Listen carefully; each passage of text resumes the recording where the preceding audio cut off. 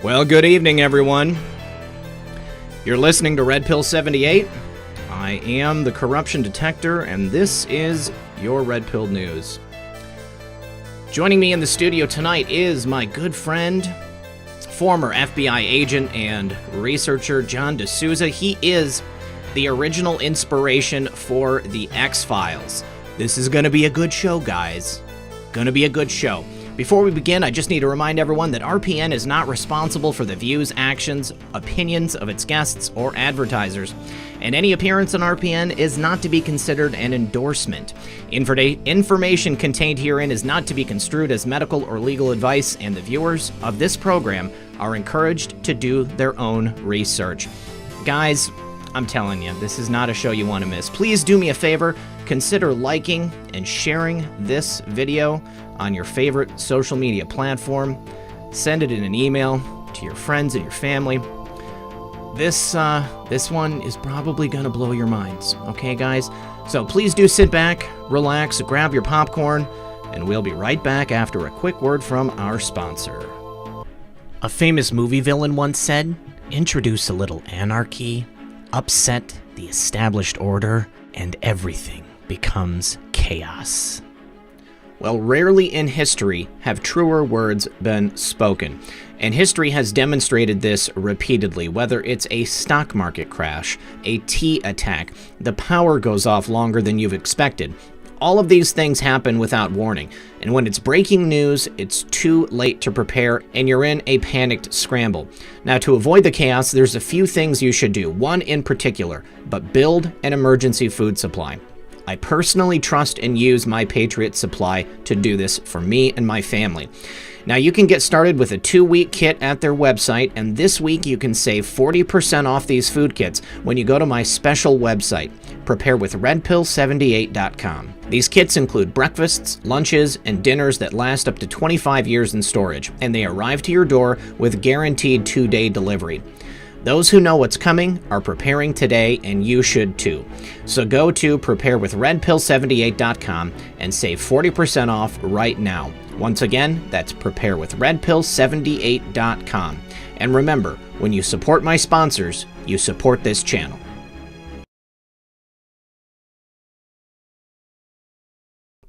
All right, guys, thank you once again for showing up tonight. If everybody could please just do me a favor and tell us in the chat box where you're from. I saw Patriots from Kentucky, Georgia, Australia.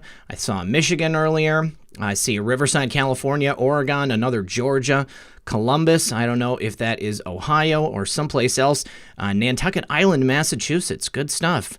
Chile, Minnesota, Oregon, Florida. And here they come. Idaho, Ozarks, Texas, New York, West Virginia, Michigan, upstate New York, Flint, Michigan, Montana, Mars, and all points in between.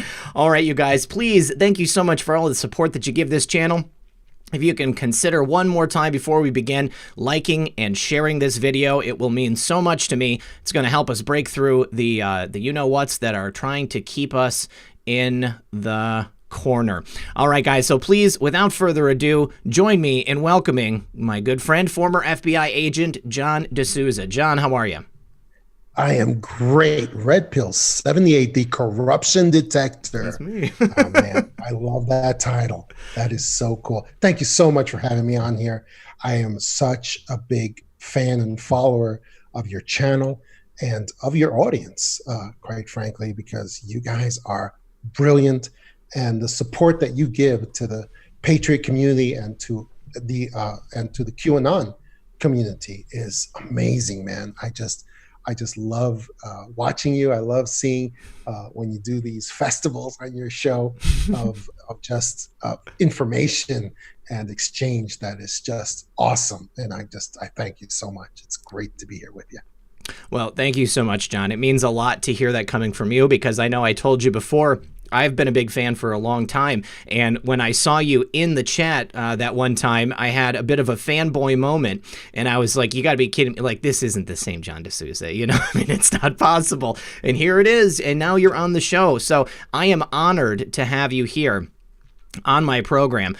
You have a fascinating story, just incredible. And, for people who are not familiar with who you are, I mean, you're a former FBI agent, and you were quite literally the inception of the X-Files, the program, the incredibly, wildly successful program from Fox, and now a motion picture franchise as well. So please tell us about yourself and your career. Well, I started as an FBI special agent long time ago. Long time ago. I know it's hard for people to tell from how youthful I am, but it's something that I started in a long time ago. And in the '90s, I had a something called an OTB book that was taken from me that had a lot of my cases in it that were cases, this kind of stuff that doesn't make it into the official files. That's why we call it an OTB book, off the books notebook. And so anyway, that was used for Chris Carter was at that time starting the show, The X-Files, and he was able to use some of my cases for the show. And then shortly after that, and it was just for the first season that was done, because after a couple of episodes, he got called by the brass at the FBI. So did I. And we were called in, and they wanted to, what the hell's going on here, guys? What's happening? And I was able to say I did not have contact with him, with Chris Carter, as he was putting the stuff together. And Chris Carter was told to cut it out. And he basically did. After that, the first season, they used other methods to put together the shows. I think the show wasn't as exciting after the first season myself. That's my own opinion. And then after that, I was given the nickname X-Man, which was a very pejorative name for me. And like I said, the show went on, but I think in some respects that when that occurred, it kind of helped to put Chris Carter on the radar of the FBI and the government, because a short time later, people will know that he tried to start another show called The Lone Gunman. Yes, yeah. And in which he accurately predicted every single thing that occurred in 9/11. Mm-hmm. And he was immediately shut down. Immediately shut down. And I think that part of that was because he was already on the radar of the government because of what happened. Sure. So anyway, that's just an interesting before you continue, if I might ask, how did Chris Carter approach you? Had he heard about your work at the FBI? Okay, so how did you guys get together in order for him to get that information from you? Well, I have to say my opinion is that there were a couple of FBI agents who worked with me who retired out to Los Angeles to be consultants for television. Oh, okay. This happens a lot. We have, especially because of the proximity that we have to that industry. And so they just retired, and they happened to take my OTB book, and they provided that to someone over there, and that's how my stories were used. Okay. For a while, and it was so it was not something cooperative, and it was not something. It was something that I was able to, that didn't get me into trouble personally. It did, but it shouldn't have, because it didn't really happen with my concurrence at that time, and that's how that went down. Sure. So with your career at the FBI, obviously somebody doesn't start off with cases that are seemingly of the paranormal nature. How did you get to that point where they were giving you cases that were strange like that? When I first joined the FBI, right at the academy, I went into I put myself in the unfortunate position of looking into this tremendous mystery that occurred at the FBI, where we had, it was called the Miami Shootout. It was this case of these two bank robbers that, and it was one of the cases that originally got me interested in joining the FBI. It was these couple of bank robbers that were indestructible terminators, it turned out, They showed up at a place. They were on their way to rob another bank, and an entire FBI task force was able to predict where they were going to be. They intercepted them. They got them out, and they shot them. They shot them to pieces. They shot them down, gunned them down, basically. And except they didn't fall down. They actually went about. A couple of them. One of them was pierced through the aorta. Another one had some also fatal shots. But they went and got their weapons and started shooting and killing FBI agents and police officers in a semicircle arc around the parking lot. Wow. And just calm as you want to be. And they executed a bunch of people. And so that was always, and how they did that was always a big mystery in the FBI.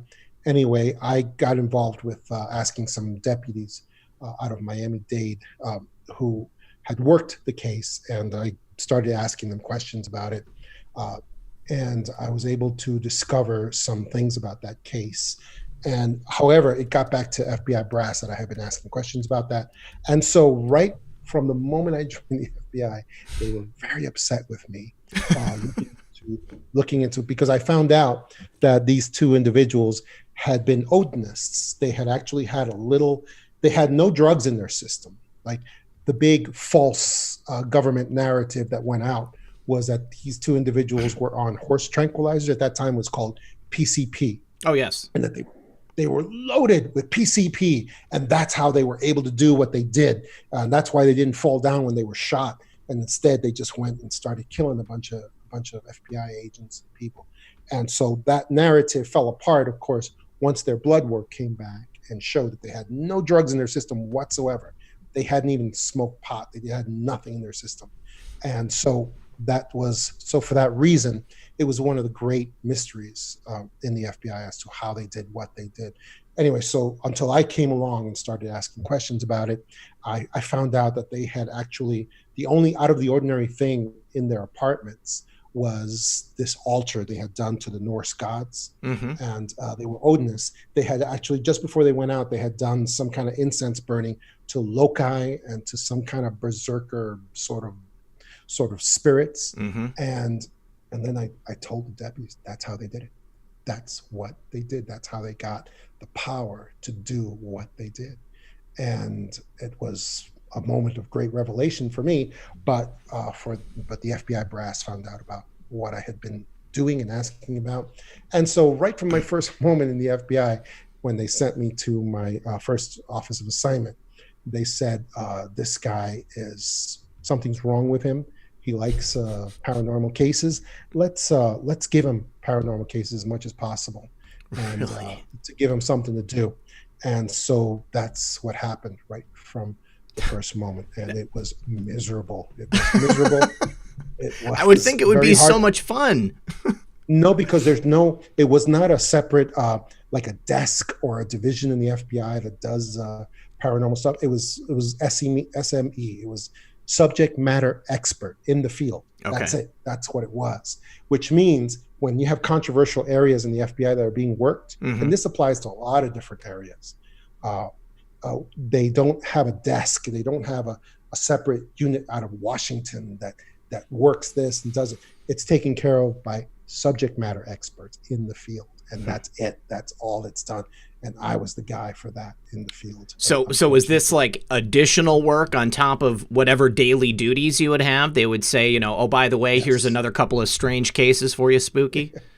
Yes. So I worked mostly counterterrorism during this time. And I worked all the big cases.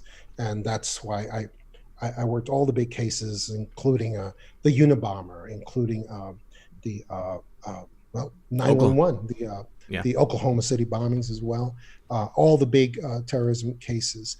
And so that was my normal duties. That's what I did for the most part. And even there, I started to find in those cases paranormal aspects that were occurring in those cases that people couldn't see and people weren't allowed to know about.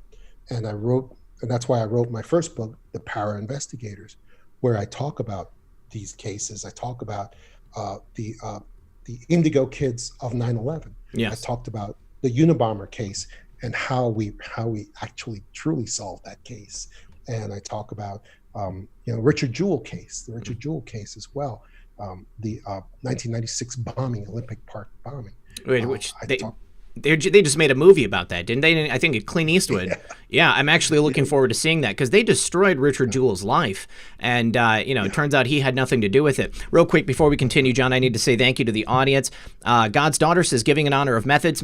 I didn't see in the chat, bud, but if you're here, I'm very grateful. I do want to say hello to my girlfriend. She's here. Say hello to JoJo. Say hello to Wheezy Girl. Mom, I'm sure you're out there too. Dana Finkler says, where we bark one, we bark all. That's a reference to Muffin. Thick ankle dog face. Thank you, buddy. Lady of the Woods, thank you for that. Ronnie joined as a member. I do appreciate that. Same to you, Gary W. Johnson. And David Thompson, thank you for the sticker as well. Okay, so, let's talk about some of these cases. Some of the, I had never heard that there was some type of any paranormal element to any of these major cases. Specifically the Unabomber. I mean, I had, the official story is that this guy sent the letters out, and wasn't it his brother recognized the writing or style or something like that, and then called the FBI? I mean, what really happened? Happened was that I was assigned, and again, this has to be explained in a case file. That's why in my book, The Power Investigators, I explain it step by step as a case file. For investigation, exactly everything that happened. But what happened was this: we had a group of police officers and FBI agents who worked this case for years. I mean, years we worked this case for. The Unabomber was blowing people up at will for 19 years. And I can tell people in the audience, these are, if you want to be a successful serial killer, it's very simple. All you got to do is truly have no pattern, and have your victims be truly random, completely random. Like you have to get something used to be called the white pages. You guys, a lot of your audience will not remember what this is. Yellow pages or white pages, and you have to actually just open it. This is what the Unabomber did. Open them up to certain pages and just go, okay, that's the person I'm going to blow up. There it is, that name right there. And then, go to another page and say, okay, this is the person. Well, that's what he used to do. And so there was no pattern. There was nothing. If there's no pattern, there's no connection between the victims, then there's no way to catch who the person is. So what happened was I actually had a military guy who was working with us. The last guy I ever would have expected, but he was a former Army guy, but he was an FBI agent as well. But he was the last guy you would ever expected. But he said, we have to start doing meditations to get the identity of the Unabomber. We had these reams and reams of paper that we were supposed to be analyzing and trying to match and data mine and all this stuff, but it had been of no use. Anyway, he finally, this one officer, this one guy, finally said, we have to do meditations. We have to sit down. We have to all focus on the same thing, on the identity of the Unabomber. That's it, nothing else, just that face. What does it look like? And then we'll have to share what we come up with. And we started doing that. We started doing that both individually and then also in groups as well. And we started doing these meditations for the, and everyone in the group came up with different things. One guy, but it was mostly useless. Sure. One guy came up with there was a wood cabin. It was a wood cabin. He's in a wood cabin. Another guy came up with, he's in a forest. It's a forest somewhere, just green trees. Another guy came up with that he wears, it's a man who wears women's clothing. I mean, in his spare time. And that turned out later to be true, actually. Really? Yeah. Well, can I ask you a question? Yeah. What do you think about just kind of trying to divine who the Unabomber was and what his motives were? Do you think that the meditation, that just calming yourselves and centering your mind, do you think that allowed your unconscious, your subconsciousness to pick up on something you had already read in the data that was there? Or do you think that it allowed you to tap into some type of cosmic consciousness, something that was out there? Because we know about, the power of the mind is real. I mean, there are things that people have a sixth sense, I mean, animals have it, and they can tell when, something's going to happen, but people are, kind of taught to ignore it. I think it was the latter. I Okay. think that we tapped into some kind of cosmic mind, because what we found out later was that exactly as we were doing our group meditations on this, at the same time, the Unabomber's brother was also doing extended meditations, during which he got some downloads that it just happened to be that he was actually a yoga meditation instructor with his own school. Really? That was his business. That was his business, and he was doing that in his own time, and the times matched up with the times that we were doing our group meditations for the identity of the Unabomber. And it was during this time we found out later that he got some downloads that, oh my God, my brother is the Unabomber, and that's fascinating. Turn him in. Had he considered that his brother was the Unabomber prior to that? Was that something he had already? Okay. Yes, so he did think that. He did, but what he received was a certitude. He received some kind of absolute stamp of certainty that his suspicions were right, and that he was true, and that he had to move right away, because if he didn't, more people were going to die. Sure. That's what happened with that, and that's my contention, that's how that case actually got solved. All right. I need to say thank you to Mary Winningham. She says, thank you for Red Pill for all you do. Also, can you turn John's volume up? You guys, I did turn John's volume up, so let me know if that is sufficient. Baby Yoda says, I'm poor right now. Sorry, I will still help. These are good folks. Bin Ladder did not take down the towels.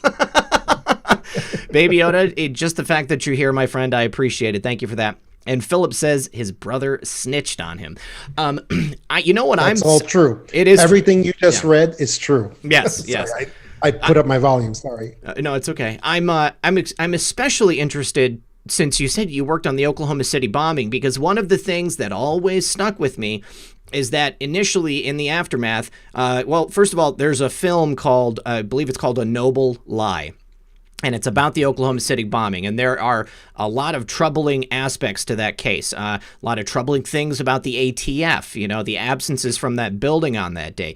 John Doe number 2. And the fact that, there's a lot of evidence to show that there was some explosives placed before the actual explosion. And that it probably was not that truck in the way that they said. Was there some paranormal element to that case? Or can you talk about those inconsistencies that were there?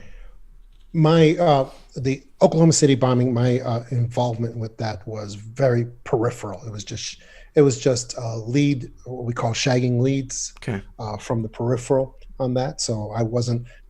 However, there was a paranormal element to that case, and I describe it in my book, The Para Investigators, because the paranormal element that happened with that was was really the one that I became aware of, was the actual grabbing of McVeigh himself by a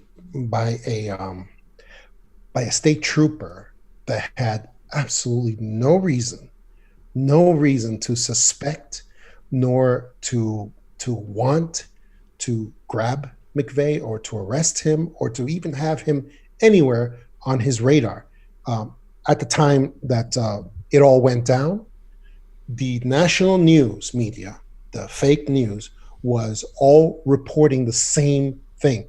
They were reporting 6 or 7 Middle Eastern nationals that were suspected, guys who extraordinarily, the guys, and they even had pictures of guys coming through airports. And one of the guys looked a lot like me, actually, because I've seen those pictures, and they're all dark-skinned, swarthy types, black hair, most of them with leather jackets, and they were being reported all over the world, not just in the United States. They were being reported all over the world as being the guys who were involved in the Oklahoma City bombing of the Alfred P. Murrah building. And that was going everywhere. It was on every APB, NCIC, it was everywhere. But yet we had Timothy McVeigh, the most clean-cut former, he's a former Army guy. Well, he tried to be in the Rangers, but he looked like he had just come from the Marine recruiting office. Clean-cut, blonde, little skinny white boy who was probably like 110 pounds soaking wet. And instead of these Middle Eastern guys that everybody was looking for were like 200 plus pounds. They were just these huge burly kind of guys, and looked nothing like McVeigh. And suddenly this state trooper just happened to get this extraordinary download that he talked about later. He said, I just had a feeling that this guy, and he stopped him with a felony stop for his tag, supposedly, for his tag being askew on his, instead of like being perfectly square, it was askew on the thing. It was some ridiculously, lame, really lame thing that, it looked like he just made it up afterward. But he did say that he received a download that this was a highly dangerous character and that he was going to be in a gunfight with this person. Even though he couldn't see a gun on him. He couldn't see a gun. He couldn't see anything dangerous about this kid. The kid was, and they had no reason to suspect or to want to pull this individual over. There was no reason, except for the fact that he said he received these downloads that this was a highly dangerous individual and that this person wanted to get him into a shootout right there by the road. And so he acted on that.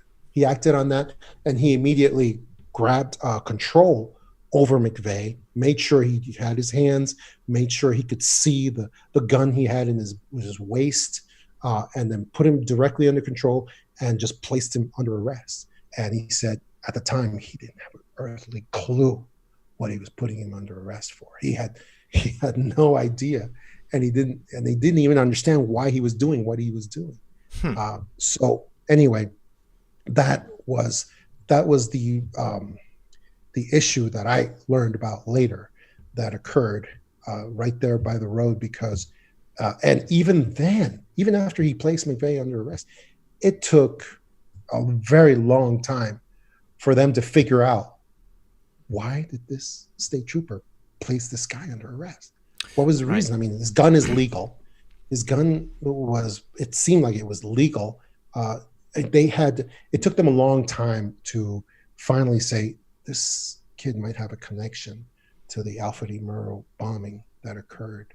So anyway, that was the element that was paranormal as far as I could see. Came out of Alfred E. Murrah bombing at that point. Mary Winningham says that your volume is much better, so definitely thank you for that, Mary. Play for Dunham says, I want to believe. Where we go one, we go all. Appreciate that. Mel C says, also broke, but always got to help out patriots who are bringing us the real news. Thank you, Mel. Appreciate that. Social Observer says, the NWO is obviously making up different factions that are vying for power. Which faction is the most powerful in your opinion, Mr. Desouza? Excellent question, Social Observer. The NWO, like the Cabal, I would say. Yeah, they're making up different factions. Which one is the most powerful? Geez, they are monolithically powerful. Yeah, you can give us your assessment of the Cabal and what you see when you look around too. Okay, here. What was that person's name? Social Observer. Social Observer is a brilliant individual, because this gives me the opportunity to just give a perspective. People have to get a historical perspective for who the Cabal is and what they have done to us. And I see, as an investigator, when I look out across American history, I see 3 points. I see three major points with the American presidents where they describe different aspects and they attack different aspects of the cabal, of the NWO, and they tried to bring it to the American people. And the first one was President Eisenhower in 1961, when he gave a speech called Beware the Military Industrial Complex. Okay. He gave this speech, and it's about factions, what the person was asking about. He was only talking about one sort of aspect of the cabal, but it was an incredibly powerful aspect. Yes. The military industrial complex that they control so much, that gives them so much power. And in 1961, in January, he tried to tell us about this as he was leaving office. I guess it was the only time he felt safe to reveal this stuff. I always thought that and too. I guess, and it worked because he wasn't killed. Yeah. He wasn't killed. But then we look at in just a little while later, when you had an inaugural, you had January 1961. Again, 1961, January, JFK gave us a speech called the Secret Societies speech. Yes. The Secret Society speech. And I contend that it was a continuation of what Eisenhower was trying to reveal. I agree. It was, I think he used the actual word cabal in that speech, the Secret Society speech, something that, you just would never expect. And he actually did use that word. And that was in April of 1961 when he did that. That was April. Eisenhower's was in January of 1961. So JFK gave that, and that was another aspect, the secret societies, when he was letting us know that there is a cabal of these men who are in the shadows and who believe they will never be discovered. And they were being discovered. But now here's the really crazy contention that I have here.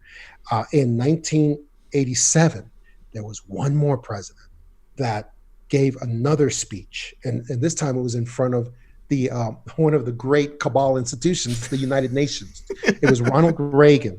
It was Ronald Reagan in 1987, and he was in front of Cabal Central, the United Nations, and he gave a speech that I know as the Alien Force Among Us speech, where he revealed that, and people and the mainstream, the fake news, did the same thing with this speech that they did with the JFK Secret Society speech.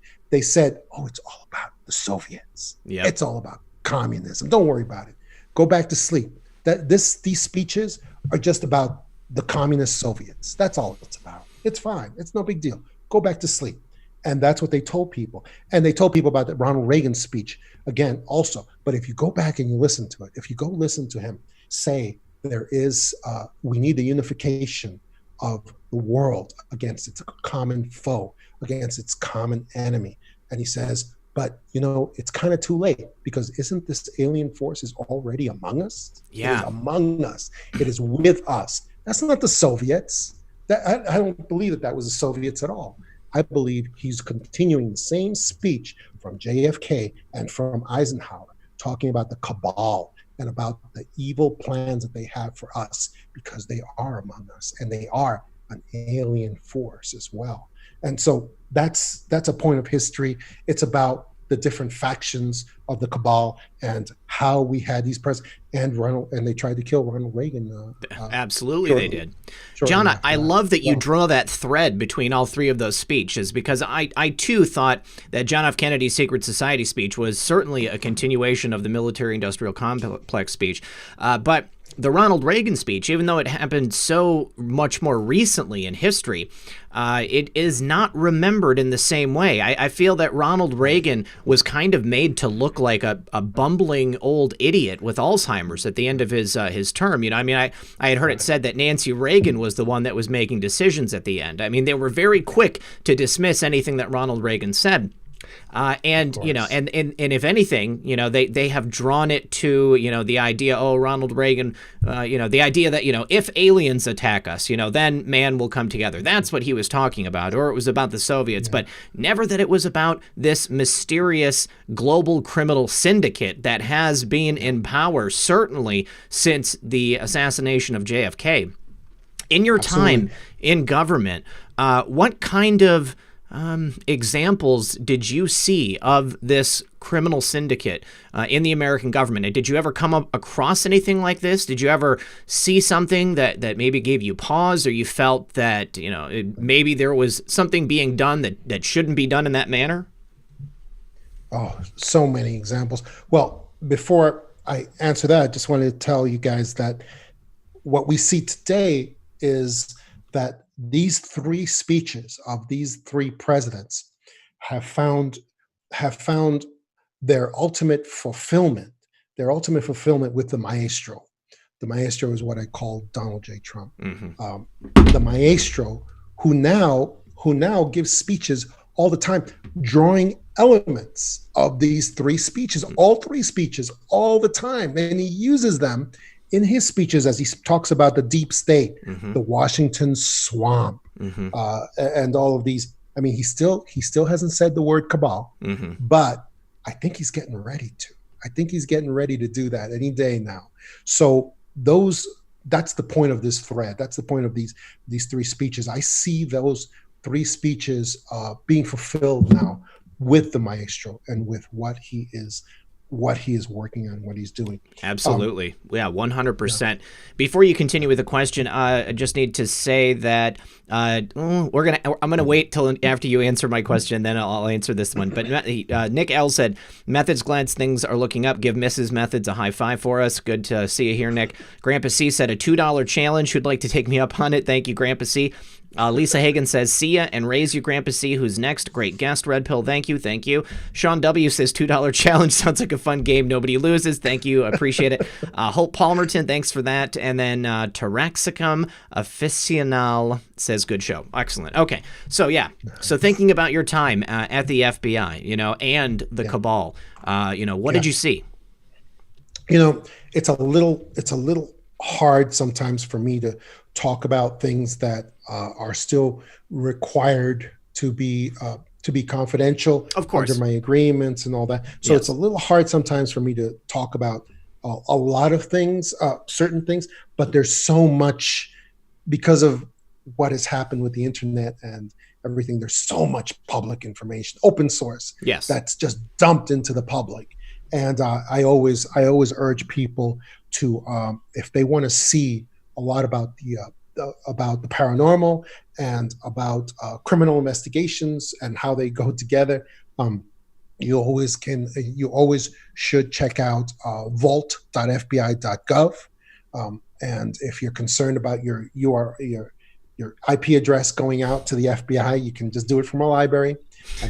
Or virtualshield.com/redpill78. Yeah, that's it. Yeah, exactly. And then when you have every virtual shield in place, you can just check out vault.fbi.gov and go over to this big old button that says unexplained phenomena.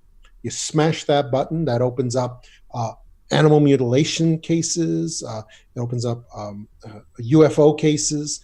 It opens up extrasensory perception cases. Oh, and Jimmy Hoffa cases as well. Yeah. And many others.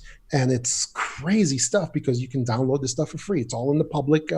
It's all been released under FOIA, and it's out there and it's available. So people who want to see these cases, what can actually be talked about, stuff that can be talked about, it's easy for them to go reveal that stuff and go check it out for free. Go ahead. I've got one specifically I already know I want to ask you about.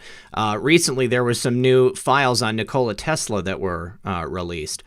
And specifically in those files, they say they have some comment related to him being an alien, like not like a foreigner, but saying that he is an actual real blood extraterrestrial, which that was raised here on Earth. I thought that was very strange to insert something like that into an FBI report. And I know that many would people explain a lot. Yes, it would. He was way too smart for this world. Yeah, it really would. But It I mean, really it's always a tough call, I mean, because you look at something from an official source and you wonder, what am I reading here? Am I reading something that has been, specifically released as disinformation? Am I reading something that is, an actual secret that's been revealed? I mean, what do you think about something like that when you see that? I think that you have to be able to hold on to your common sense, your own sense of reality, and say, I know what I'm reading. Mm-hmm. I know what I see here. Because you're going to have the people, the nattering nabobs of negativity, who are just going to say to you, oh, no, they're just talking about that he's from Bulgaria. Mm-hmm. That's not really refer. But it says here, an alien from another planet. Mm-hmm. I mean, it's clear in the language. Yeah. And it doesn't matter, though. People will still say, no, they meant from another country, the planet. No. So when I read something that I know what it says, I believe what it says. I believe it really does say what it means, and it means what it says. And I can give you an example of that. Is I always try to share with people this, what I call the smoking gun document, which is a one-page document from an FBI agent that is, if you go and do the process of smashing the unexplained phenomena button at FBI vault.fbi.gov. You smash that and you go to UFOs. It opens up UFOs. You go to UFO Group 1, and then you go to page 22. I have a document. It's just a one-page document with hardly any strikeouts at all on page 22 of Group 1, and that is a report from an FBI agent who has an informant. The informant is a alien visitor. No way. And he basically says that he is. He actually says, my informant, the guy is also a former scientist himself. Okay. And this is in 1947. This is in 1947, July of 1947. And he says that all my scientist buddies are asking me what's going on with all these UFOs all over the world, what's happening. And so I'm putting out this report to advise scientists all over the world, to let them know what the alien visitors want and who they are. And he says, my informant is somebody supernormal. It's an old-timey word for paranormal. Right. And he says is supernormal. So scientists may not believe what I'm about to tell them, but I still have to tell them because it's the truth. And then he says 8 conclusions that his informant, the alien visitor, told him about alien visitors. And it says in there, UFOs are not made out of metal. They're made out of some radiant material that's similar to plasma. Mm-hmm. That's why they can change shapes and they can do different things. He also says that UFOs, real ones, are empty. There's no one inside of them. He says they are operated through some kind of drones, remote control of some kind. And then he says, but they accompany alien. He also said alien visitors are not from outer space. This is the next question I had for you. Yes, because this is a huge discussion among anybody on this topic. I mean, because people, you say alien, I like to say extraterrestrial, because it's outside of Earth, that whatever it is, it's not like somebody, the physical human. So are we talking about something from another dimension? Are we talking about something from, I don't know, whatever it is? I don't know. Because many people will say, aliens are demons, and I'm not sold on any of it. I don't know what it is. If it's not a person, then it could be many different things. Well, according to this document, real aliens are not from interstellar travel. They're not coming here from other planets, other solar systems, other galaxies. Space travel is a canard. It is not real. It is not true. This entire area is a question of wormholes and gateways. they are coming here from other dimensions. And I wish I could just load the document into the chat or something. I was going to say, actually, walk me through where that document is, because I can pull it up on my monitor over here. So I'm at vault.fbi.com. Yes. Then you smash unexplained mysteries. There should be a big button that says unexplained mysteries. I see most wanted, news, stats and services, scam and safety jobs, fund center. Oh, wait. Unexplained phenomenon. Got it. That's it. Okay, and then where is this? UFO. Something should open up that says UFOs. Okay, got it. You got that? Yep. Now, if you smash UFOs, it should open up different groups. Yep. Like a dozen 16. groups of UFOs. Yes, 16 different ones. Yes. Now, group number 1. Yep. You go to group number 1 and you go to page 22. Page 22. Page 22. Okay, guys, you ready to see this? Because I'm pulling it up. Okay, 22. So let me zoom I'm back. shocked that they haven't taken it down, because I've been publicizing this for like years now. And this document is the basis for my book, The Extra Dimensionals, which was the book that I wrote revealing everything about alien visitors and UFOs and all these cases and what they're really all about. Are you able to see it? I've got it pulled up. It says a memorandum of importance. That's the S right there. Yep. That's the real S. All right, very interesting. You guys, I'm going to drop this into the chat box so that you guys can pull it up yourselves. Very, very interesting. So that's the stuff. Oh, that is crazy. And then, of course, there's all these other documents that you can get from the vault as well. But this went to the director of the FBI. Yeah. And also, this occurred at the same time as one of the great distractions. What I contend was one of the great distractions that ever occurred, which was the Roswell crash. So everybody just kind of ran over to the Roswell crash like chickens with their heads cut off and ignored this document when it occurred. So when it happened, it was contemporaneous. Do you think that this the Roswell crash was a distraction from this memorandum, so that people would look away? Partly, yes. Whenever the Cabal does things, there's always many layers of purposes behind it. Right. And this is no different. It was created as a distraction. It was created as to take people's attention away from this document, the smoking gun, the one that actually would tell people the reality about alien visitors. And they don't want that. They want us thinking that alien visitors are just driving around in these flying saucers and they could just crash and end up as dead bodies by the road. Sure. Just like us, because they're just like us. Well, that's not true. They're not like us at all. And so that's what this document reveals. And so they don't want us to know that.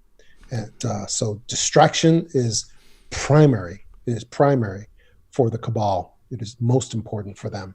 Yeah. And if you want to see another example of the importance of distraction, you just have to look at the Chinese virus. Oh, yes. That is being put out right now. And I believe that the trigger was pulled on that virus directly because of the maestro making all these noises and threats about how he's going to release the cure for cancer and all of these other remedies, and he's getting ready to release these things. Absolutely. And then he's going to get the credit for it. Yeah. And the Cabal cannot have that. And I believe that they were goaded into releasing the what's it called? What's the virus called? The coronavirus. The coronavirus. That's it. And and they were goaded into it by him making these threats about releasing the cure for cancer and other remedies. I think you're totally right. You know, and not to mention the fact that we just had the first official launch of Space Force, which is another big thing that I'm very interested in. And we were speaking before the show, and I told you that my opinion is that us having a Space Force is undoubtedly something that is not new. I would imagine that this is something we've had for very many years. I tend to think that A lot of the unidentified flying saucer or, UFO sightings that we see are probably our own covert aircraft that we just have not released to the public yet. And so now with President Trump announcing the formation of the Space Force, we have this incredible logo, which looks remarkably like the Star Trek logo. I'm a big Star Trek fan. I was just watching First Contact today, watched a couple episodes of The Next Generation. And, so I think that, we're looking at a time when we're going to be finding out a lot of this information. And, it can be very scary for a lot of people because people have been, told a lot of disinformation about it. And, I tend to trust whatever it is that the president is telling us about it. Now, I before I forget, Dana Finkler wanted to know if you had any information on the Zodiac killer. Zodiac, it was a bit before your time. That's one that I never, I remember Richard Ramirez was a real evil looking dude. Oh, he was the guy with the hand. Evil guy. That's all I remember. But okay. But I did not have specific information on that. All right. And then I need to say thank you to Crushing the Losers of the Lying Left. Thank you for that. Lisa Hagen says, can Mr. Desouza tell us anything about Project Looking Glass? That's something we've spoken about a couple times recently on the program. It's come up in the, in the posts one time. And then we've got these kind of, strange time travel things surrounding President Trump. He always seems to know what's happening. He's one step ahead. Isn't it weird? Yeah. He always seems to know. Yeah, but it's like there's one thing is that he always seems to know things before they occur. Yeah. It's another thing when he shouts out the exact phrases that are going to be used in the future against him, like word for word. And he'll just scream it out, and he's done this more than once, but how does he, in the middle of a scandal, yell out at the ambassador, I want no quid pro quo. Yeah. I want no quid pro quo. Before we knew that was going to be the basis for the scandal that they were going to go after him on. Sure. And you don't have to be, we had a saying in the FBI, you don't need to be a professional investigator to know when somebody's pissing on your leg and telling you it's raining. Because that is, you just need a little common sense. Right. And just listening to him, yell out the exact words, at some point, you got to say, something's up here. Something's up. This guy has too much knowledge of things before they occur. And that's not even considering all the many speeches where he has stood up there and said, A, B, C is going to happen. This 1, 2, 3, this is going to happen. Just like this. Yeah. And then the media goes off on their thing like, this is ridiculous, the most ridiculous thing we've ever heard. How could he say that this and this? How could he say that? How could he's a buffoon. He's an idiot. He's this. And then a week later, it happens exactly the way he said. Lo and behold. So anyway, that's just like a common sense aspect of the looking glass problem, the looking glass thing. But it does appear that and I want people to start thinking differently. I want people to start understanding that Donald Trump's most important title is not President of the United States. His most important title is leader of the worldwide alliance against the Cabal. That is the more important title that he has. And that's the one where all the sauces and where everything really is coming together. I mean, you look at the leader of UK, Boris Johnson. He just declared himself for the alliance with actions, not with words. He actually went and said, okay, we're doing Brexit next week.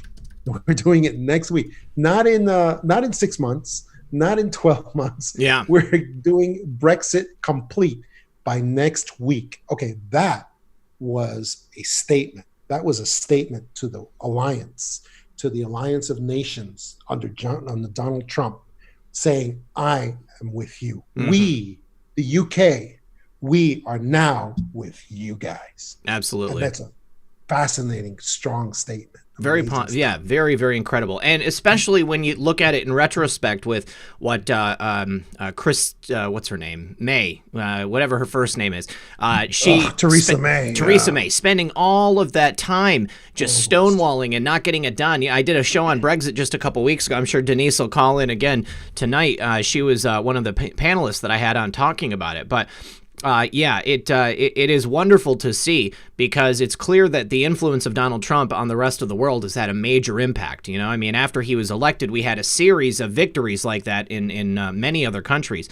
So I wonder. But we're only aware of a fraction. Exactly. Of the impact. Even us being in the alternative community, we've still only seen a fraction of the impact that he's had in other countries, because people are going nuts in other countries, in France, in Japan, in other countries, so much stuff that we're not allowed to see or know about. Yeah. I did, okay, so Baby Yoda, I wanted to read your super chat. I didn't mean to miss it, but you just let me know in the chat if you don't want me to read it, because you said that in the last comment, but I don't know. I love you too, buddy. This is getting complicated. Yes, it is. Well, it's because then some of them will kick the other ones off, and I only have so much room on here. So Salah says, let's get this going again. Thank you, RP. Another one from Social Observer wants to know, did we actually win World War II, or did power get transferred covertly to the bad guys from Germany, and was the internet given to us accidentally? So many questions. Okay, I love you too. That's a whole show right there. It is. That's a whole show. I mean, sorry. I tend to think that with the advent of Project Paperclip, I mean, you know, I think it's questionable who did win the war. I mean, because all of the brightest and, you know, maybe even the most sadistic minds of the bad guys in World War II came over here and entered government in America. And obviously some, you know, incredible technological advances have happened, but I think that also gave rise to the cabal here in the United States. You know, we had the advent of the clowns in America after that, you know, and then everything just went haywire. What do you think about that? I think that the United States, through the Masons and other cabal-based organizations, the United States was started as the pit bull of the cabal on a globalist level, and they made a couple of miscalculations. They gave the United States too much power, too much independence. Our Constitution, they never thought we'd actually take that seriously, and so they made some miscalculations that have come back to bite them in the rear end. And so that's what I think about that. And I think that now we are using a lot of the things that we've learned about the cabal and how they work and how they do. Ultimately, the cabal are reptilian. They are reptilian in nature. They have limited imagination, and they need to keep using the same scripts over and over again. Scripts that they have used since the days of the Roman Empire, the Egyptian Empire, the Babylonian Empire. And they have no change in these scripts, and so they need to keep putting them forward. The old script of false flags, of show trials, of so many of these devices that they have used in antiquity that they continue to use, and so that is now what the White Hat Alliance has now understood, that they can't deviate, but we can. We can use creative imagination, and we can use, most of all, we can use love. In order to sandbag and attack them. And it's a weird thing. I'd have to explain it in more detail to make it understandable. But sure. Well, I think I know what you're talking about. I mean, this is also maybe one of the reasons why, you know, initially I thought maybe Project Looking Glass was just a metaphor, was because it does seem that the cabal has a set playbook, and regardless of how many different ways they can play that out, there's only a certain number of directions they can take it. And so, you know, we have, obviously, you know, we talked about wargaming before the show, and clearly President Trump and his people, they're playing 4D chess. So they're thinking, you know, 10 to 12 moves ahead. So, you know, even though perhaps it looks like, you know, maybe he does have some way to tell the future, I think that they are just using some excellent game theory. And they're thinking, well, if this happens, then we're going to do this. And I know that's just the way that government works, especially at this level. Right. Now, Son of a Green Card said, thanks, guys. Thank you, Son of a Green Card. Dana Finkler. Oh, that was the Zodiac Killer. Oh, wow. I didn't realize I missed that. So many. Renee Wachowski says, watch the documentary, Everything is a Rich Man's Trick. 3-hour documentary. Yes. If you haven't seen that, John, the original version of it on YouTube, you have to have the link to find it. You can't search it. There's no ability to share it. There's no ability to comment. It is the most censored documentary on YouTube. Excellent documentary. Everything is a Rich Man's Trick, from JFK to that day in September in 2001. And then White Hat, my good friend from the federal government is here. Good to see you, buddy. Gaia Love 17, the one who gifted me my liberal tears cup. Thank you so much, nice. Gaia Love 17. She says, so happy to see John on the show. Big fan. Glad you're here. And then Social Observer said, maybe Melania is a Vril. I know about the Vril Society, but I think she's a good girl, but he's laughing, crying, so I think that's a joke. Jennifer Small says, Prince Harry and Meghan Markle, are they in the alliance with the Obamas to take down Trump? Oh, are they in an alliance? I mean, do you know anything about Prince Harry and Meghan Markle? I know they are supposed to be close to the Obamas. Yeah, I do believe that they are being, the Cabal very often will, one of the things they'll do is what's called triangulation. Mm-hmm. They will say, okay, now Red Pill, now you're our enemy. Now we're going to push you out of the alliance. But of course, Red Pill is still secretly working for the alliance. But they put him in among the Cabal minions so that he can gather intel and get one. And I think that's what's going on with Merkel and the people who have been just put out of the royal family recently. Yeah. That's who I think I'm talking about. That's them. That's them. All right. And then Baby Yoda says, we know you love us. Good stuff, man. I'm glad you're here tonight. Colleen Lewis Wilson says, Harry and Meg, man, do you think they're actually running or setting up for future politicians? Yeah, somebody had recently suggested that they were moving to America in order for Meghan Markle to run for political office once President Trump is out of office, which would then be a really strange situation because we would have a member of the royal family, married to an American politician in power here in America. So kind of maybe a covert method for the royal family to come in and try to take over again. Mm-hmm. Mr. Austin 27 says, who is Q? Yeah, well, we know about Q. John is down. God's daughter says, we must not diminish the influence of holy God to deliver us from evil in spite of the devil's schemes. Absolutely. And I noticed you have a book in the back about Jesus. Gino Haddad says, hi, guys. Wondering what are John's thoughts about that terrible day in September? We're going to have that be the last question before we open up the phones for you guys.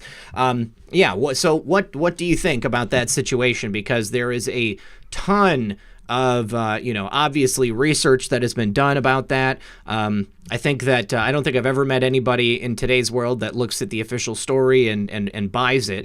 Yeah. And it's one of the most contentious subjects. And as a former FBI agent, I'm sure that must have been something to be in the middle of. Yeah, as the 9/11 investigation was going on and they're going through the rubble of the building, the amazing thing is that what investigators realized was there's something missing from here. There's something missing from here. All the rubble. There's no pieces of any planes. Mm-hmm. Like no pieces at all. There's nothing.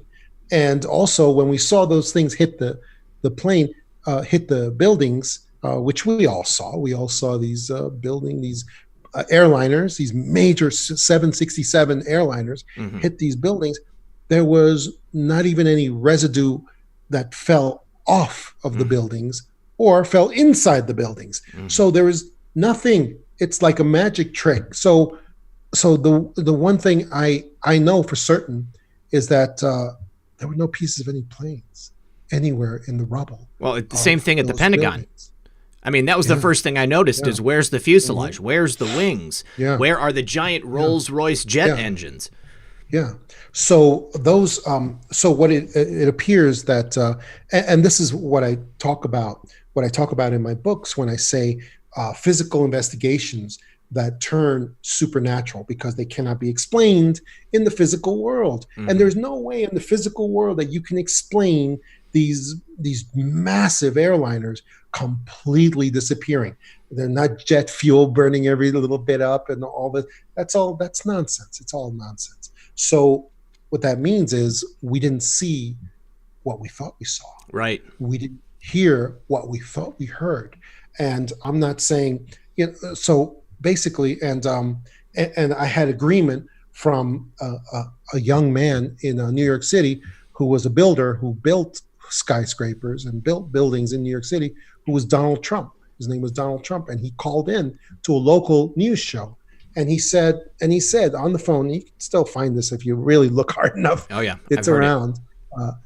And he said, "You're going to tell me that these giant airliners just slice through these buildings, these skyscrapers that had exoskeletons of steel, exoskeletons along the outsides, and that these planes just kind of disappeared into these buildings, not even leaving residue on the outside, not leaving any pieces on the outside, nothing." And he stopped short of saying, "I don't buy it," but he almost said, "I just don't buy it." He said something like, "Doesn't seem right to me." Yeah. Just doesn't seem right.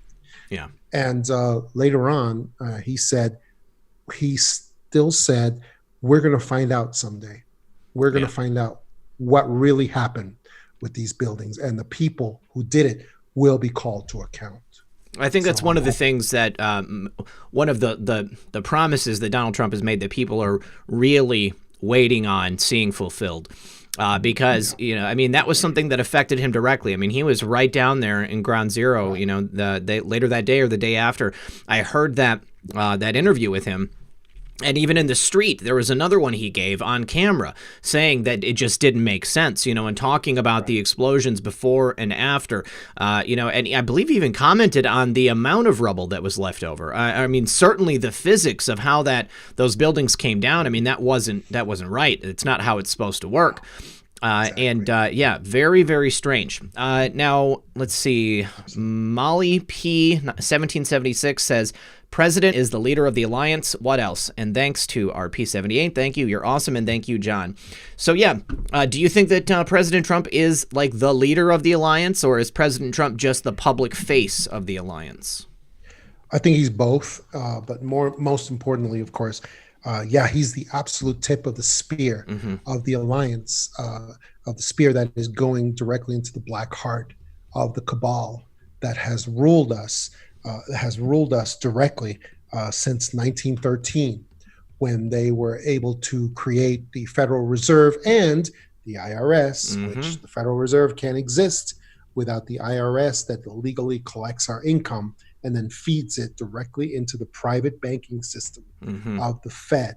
It's the only way the Fed can exist. That's why that had to come into being at the same time. Yep. So we have been under that debt slavery model since 1913. And that is what the cabal feeds off of. And that connects, all these things connect. They all connect to each other. And that's one of the main reasons why on 9/11, the cabal broke out this technology, this breakaway technology that the nations don't have to create these, and they made a bunch of airliners disappear. And I have no doubt that they killed all those people on those airliners, but they didn't do it in front of those buildings. They did it somewhere else. Yeah. And then something else appeared, something that is, you can't even say it's a hologram, because it was something of a much higher magnitude of technology than what we understand, because it had solidity. It had actual explosives. There was like living explosives involved with this. So this was technology that we can't even come close to understanding. Sure. And the cabal was showing it off that day in the most powerful nation on the planet, because it was a warning to other nations as well that, hey, if you try to resist our central banks, if you Middle Eastern nations don't knock it off with the dinar and the gold-based dinar, this could happen in your country. Absolutely. Any of your countries. And so you better knock it off. And that was part of the message on 9/11 as well. Wow. All right. Now, Hey Jude said she found the 3-hour documentary. Search for James Red Pills America. Everything is a rich man's game. It comes up. Okay. And then I know that other channels have mirrored it, but the original one is what I was referring to earlier. And then Gail R. joined as a member. And then Hey Jude said, you missed my prior... You just didn't give me enough time, sweetie. I got there. All right, you guys. It is time to open up the phone lines. I want to let you guys get in on the action here. John has got so much information in that brain, so let us continue the conversation with you. You can see on the screen, look right there. I even spruced up the phone number, and it says join the conversation. You can dial one of those 2 phone numbers right there, and then you enter that meeting ID. Or you can click the link that I am about to put into the chat, and then the link that will also be in the description of this video. You can join by Zoom, and you can show your face, or you don't have to. So let me add this all into the description. And I'm looking forward to getting you guys in on this convo. I think this is a great time to also let you guys know that John has made a special offer for viewers of REDPILL78. If you go to his website, which the link you can also find in the description of this video, and use code REDPILL, then you can get 20% off all of his books. And so thank you very much, John, for doing that. Hopefully people will go check that out because you've got some excellent work there. There it is, John Tama Books at JohnTamaBooks.com. All right, so we've got our first caller on the air. It is Daily Driver S8. Daily Driver, you're on the air with John Desouza and REDPILL78. How are you? I think maybe you need to hit mute on the stream, Daily Driver. Are you there? Daily Driver? How are you? You need automated messages, says that. Yeah. Daily Driver, are you there, bud? All right, I'm going to mute you and bring in the next person because I'm not hearing you. All right, so coming up is actually Denise. Denise, you're on the air with John Desouza and me, Red Pill. Are you there? Denise has to get her microphone working too. We're going to check with Daily Driver real quick. Daily Driver, is your mic working yet? We've got to go back to the old system of yeah, apparently we just need to bring just cart them all in. Just bring them all in at once. Okay, and for some reason I can't mute. Hello. Hey Denise, how are you? I'm good, thank you. How are you? Excellent, excellent. What is your question or comment for Mr. Desouza? So many questions. I don't know where to start. It's been absolutely fascinating. Start at the beginning. What was in the envelopes at Bush's funeral? Any idea? Any idea, John? I believe it was both bad news and good news for them. And I don't believe that, well, the key is those envelopes did not all have the same thing because you had a variety of reactions. I believe that the Cabal minions, yeah, for the most part, they all got the same message. And it was probably, I believe it was probably the news of what really happened to Bush Sr. I agree. And I think that's what it was. And however, there were envelopes that also probably gave assignments to Pence and his wife that were not bad. They were not bad messages. And to others as well, they got envelopes that were probably just simple assignments. Who do you think got an envelope besides Pence and his wife that was not a bad actor? I'm interested to know that because I did that was like some of the first videos I did was identifying who all got those envelopes. Jimmy Carter was there. He didn't get an envelope. He looked a little miffed at the time. Al Gore certainly got one, and I don't think Al Gore's a good guy. But who do you think got one that wasn't a bad actor? You know, the only person that I can think of was Pence and his wife. Okay. Because everybody else was a bad actor. However, I think some of them were just assignments that these people had to complete in order to not be scooped up right away. Oh, okay. So maybe a quid pro quo, if you will. Play along, right, and you won't end up like Poppy. Exactly. That kind of thing. That's what I think. All right. Well, so Very yes. good. Thank you. Yeah. And any other questions or comments you want to ask Denise? No. I don't want to take up time. Let other people ask questions. so Apart sweet. from 5 days to go. There you go. 5 days to go. So And close. thank you for supporting our Boris. Very welcome. He's John. the best. He Yes. Oh, he's you're welcome. also he's working on our foreign aid, bringing that down. The amount of foreign aid that we send to India, China, etc. Oh, And Boris is tackling going the to BBC. create. Boris is going to create a renaissance in the UK based hope on so. what he did and based on his unification to the alliance, to the worldwide alliance. The benefits he's going to get for his nation are going to be amazing. It's going to be crazy good. And one of the things that other people are excited about is tackling the BBC license, because if you have a television, you have to pay a license for a license to the BBC. Everywhere else in the world, you can watch BBC for free, but if you're in the UK and you have a TV, you have to pay a license fee. So he's going to tackle that. Good. That's pure corruption. And that's it. All right. Excellent, Denise. Good to hear from you again. I'll talk to you soon. Okay. All Bye. right. See ya. Bye-bye. All right. So we lost Daily Driver. Looks like they never got their setup working. So we're going to go with Frederick Brent next. Frederick, you're on the air with John Desouza and REDPILL78. Do you have a microphone? Oh, go ahead and mute the stream in the background, buddy. I'm just going to mute. In the background, buddy. Yeah. Can you hear me? I can do it too. I can do it too. Frederick, are you there? Yeah, can I'm you hear writing me? it down right now. Yes, I can hear you, my friend. Yeah, you're on the air. What's your question for John? All right, one quick thing. Everybody should listen to the flight attendant who did a video on 9/11. Basically, she talked about how it was to actually work on the airlines back then. Back then, you either A, could not use your cell phone because supposedly it interfered with the plane's controls, or B, it just was unavailable.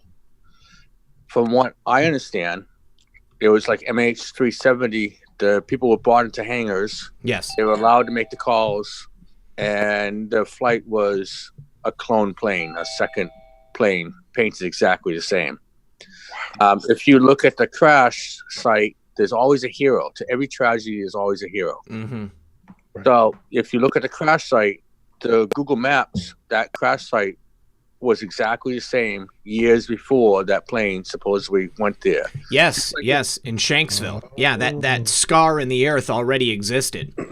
Another place where there's no plane parts. You know, they had a couple of pieces of aluminum that they threw out there. That was it. Yeah, exactly. It was set up as a stage set, just like what they did in Iran.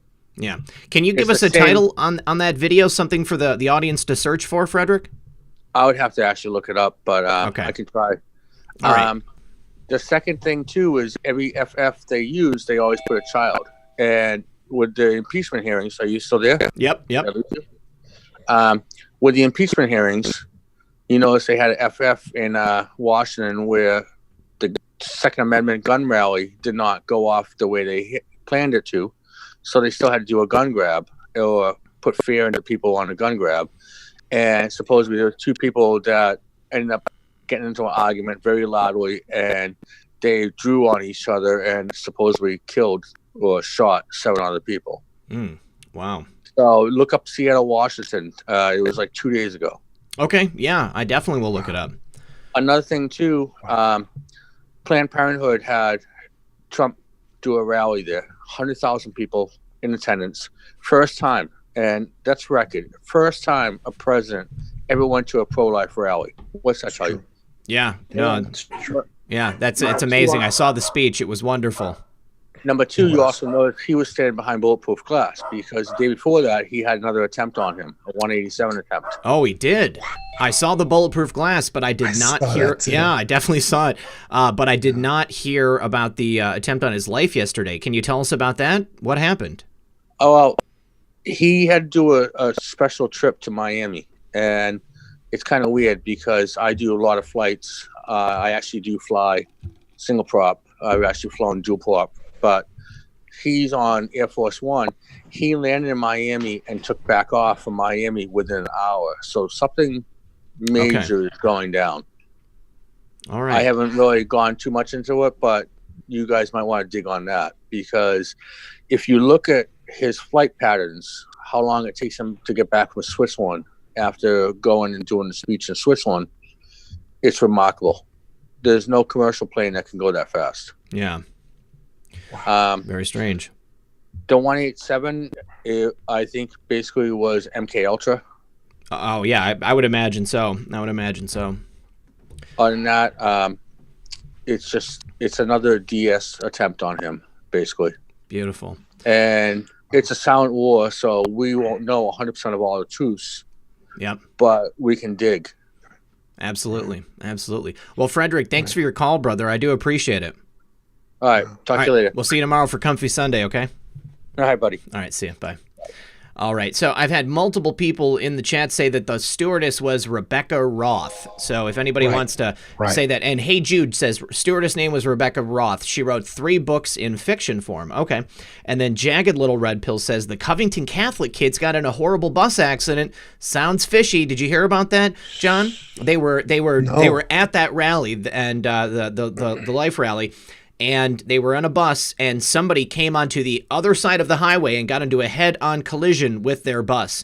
I don't know about any other cars being involved or any other cars getting hit. It was a single car coming straight into their bus. One person died, probably the person driving that car. It immediately reminded of that woman who drove out of nowhere in the middle of that field and tried to collide with President Trump's motorcade at the beginning of his presidency, and she had no idea what was going on. She was like, how did I get here? Where am I at? You know? So again, MK made me think about that. All right. Let's bring in the next caller. Looks like my good friend Dana Finkler is here on the line. Dana, I love the new avatar. Can you see that, John? That's a Hillary Clinton mask coming off a reptile. Oh. It is fairly accurate, I tend to think. Let's see. And just so for the people looking to join the conversation, I'm going to drop the Zoom link and the password into the chat box. And then remember, it is always in the description of this video. Dana, are you there, buddy? Yeah, can you hear me now? I can hear you now, my friend. There it is. Yeah. Nice. Thanks for joining us. Yeah, I'm glad that picture showed up, man. The good old thick ankle dog face. Hey, I just got a question, man. Like, how bad are for Jana? How bad are the crimes of the Clinton family, and when are we gonna see justice for her? I just want to see her go down so bad. John, what do you think? Do you have any firsthand knowledge about the crimes of the Clintons? Their crimes are so bad, so malevolent, so evil, so black that decent people can't even imagine. They can't even imagine. And however, I do want to give you something here. There is a very strong chance that Hillary will be disappearing very soon for a reason that is convenient to the Cabal. And the reason is this. The Cabal has a very intricate plan with the Democratic run for president on the Democratic side. They have carefully set up this field of unelectable, unvotable candidates on the Democratic side for a reason. There's a reason why they have set these people up, led by the most unelectable person ever, Joe Biden, of course. And the reason is because they have a candidate that they want ultimately to be the candidate against Donald Trump, and that is Michelle Obama. Yeah. Michelle Obama. And that is their plan. That is what they want. And right now, they are in negotiations with Hillary for her to shut the hell up, to get out of the way, and to not involve herself in any way with this election. And the problem is they've kind of created a monster with her, as you could see from that picture, with the reptilian picture. And so I think she's pathologically unable to remove herself from the situation. Exactly. She just can't stop. Exactly. And I'm just gonna tell you this: if she insists on jumping, because it's hard, because she sees how weak this field of candidates is.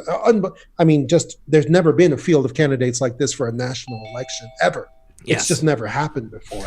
That's what tells you there's a plan behind it. But when she sees that, she just wants to jump in, and I'm going to predict that if she jumps into the race and ruins the Cabal's plans to have Michelle Obama run and win the election, then you will see Hillary very quickly disappear somehow.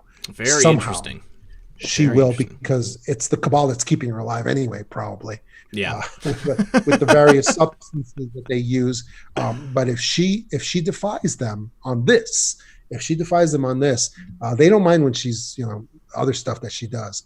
But if she defies their orders on this, you're going to see her come to a very quick and sudden end. That's my prediction. I can certainly see that happening. What do you think, Dana? Do you think Big Mike's going to get in the race? Oh yeah, good little big old Mike's gonna get in there. Get on the Ellen show again and just show off all her features. Yeah, man. She's on world tour right now with Oprah. Yeah, that's right. Yeah, national tour, and people are paying like $200 a pop to see her, to see Big Mike, Michelle Obama. Man, now you guys have me saying it. You guys have me saying it. I love it. I think that Mike and Oprah would be like the Cabal dream team ticket. You got Mike for president, Oprah for vice. What do you think? I mean, I think that a lot of people would probably freak out on the left. I think. Yeah. Anything? Yeah, definitely, man. Things would just get crazy, but. Yeah, we've been talking about this. Everyone's been saying that he or she's probably going to run, and we're going to expect it. But as long as the thick ankle dog face ain't in it, I'm good to go, man. All I want to do is see her go down, man. So bad. I truly believe it'll happen. So, a couple of people in the chat, John, said that they were told that Michelle could not run because of residency, because she had moved her official residency to some tax haven or something like that. I remember hearing about that. I almost think I reported on it, but I don't know anything about it just off the top of my head. I'd have to do some research. Did you hear anything about that? Yeah, but no, I haven't. I mean, a little bit, but it's nonsense anyway. That's not going to be a factor at all. I'll tell you what is more of a factor. I have some friends who have a resort in Hawaii, and one of the big factors about Michelle Obama is that she cannot be photographed in public when she's running from place to place. He's going to be. Wait, but you have to hear my reason. My reasoning with this. This has been. I'm sorry. Keep going. This is highly unprofessional. I'm going to cut this section out and just do a little loop on Twitter. Okay. Oh, John, stay Where's with my us. mute button? Where's my mute button? Okay. Listen, this has happened.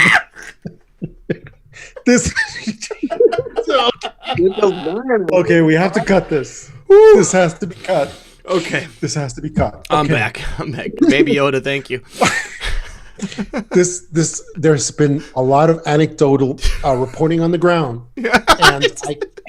Reporting on the ground that people try to take pictures of Michelle Obama when she's running from place to place. Sure. And the Secret Service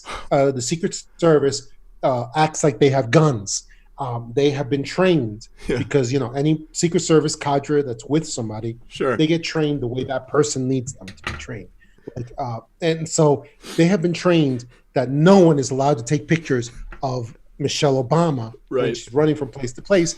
And if you keep looking long enough, you can find some pictures of her coming out of the gym or coming out of someplace, and you see the reason why. It's because, and according to the pictures, okay, I'm I'm saying you will find this on the videos. Yeah. And it happened again to friends of mine who own a resort in Hawaii, in Honolulu. Here we go. They were out there. They were trying to take pictures of Michelle, and the Secret Service acted like they had guns. They said, and my friends said, they were the owners of the resort. They said, she's in public. I can take pictures of her. And the Secret Service said, no, you can't. You put that away. Put that away. We will arrest you right now. Wow. And they had to put their phones away. That's insane. And then they saw Big Mike, and they understood what it was all about. There was a shadow. There was a shadow on the person's face, and this has been reported by many people across the country who actually have caught glimpses. There was a shadow, a very thick shadow, maybe a 5 o'clock shadow, you might say. Yeah, that's what it looked like. I'm just saying it. This is what it appeared to be. Yeah. According to witnesses, it appeared to be a growth on the face. Yep. That just looked like an unshaven man, big unshaven man, and that was the reason why people were not being allowed to take pictures or show pictures, and that is still going on even now. Whenever that individual has personal moments running from place to place, and it's frightening. It's absolutely. There we have it, folks. First-hand witness accounts. Problem solved. We know with certainty exactly what's going on with Big Mike. Dana, thanks for your call, buddy. Yeah, hey, one thing real quick, if you don't mind. Sure. Hey, blew my mind tonight about the whole 9/11 stuff. I heard a theory about the whole hologram stuff, and when I talked to people about it, they thought it was crazy, and I'm just like, it's just a theory, and to hear someone else like talk about it is pretty amazing. Yeah. So right, but it's obviously not a hologram. See, that's the thing. We shouldn't use that word because obviously it was not a hologram. There's solidity to it. That's like it's just the best way we can describe it as primitive savages looking at this unbelievably advanced technology. And we use the word hologram, but obviously that's not adequate. So, it's that's Project Bluebeam on steroids. All right, buddy. Thanks. We got to get to another caller.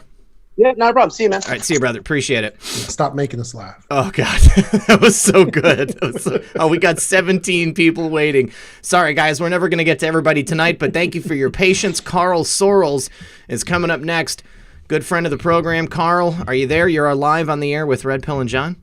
Hey, yes, I am. Can you hear me? I can certainly hear you, buddy. Thanks for calling. What's your question for John? All right, John. I came to pick your brain, my friend. I was on the show. I was on the show a couple weeks ago, talking about an event that occurred to me, and so my question involves around your X-Files experience. All right. So, have you, in all the stories that you researched and investigated, have you ever come across one where people woke up falling? Woke up falling? Yeah. All right. So my story is real quick. I lived at the base of Mount St. Helens in a small cabin in the woods across from the Sispus River. At about 1 o'clock in the morning, I woke up falling head first in between, and I fell in between my nightstand and my bed. Nightstand was mounted to the wall because it's a small cabin, and the bed bumped up against it. My head fell in between the nightstand and the mattress, and then my momentum threw my body onto the floor. So I'm 6'2". The ceiling's only 5'7".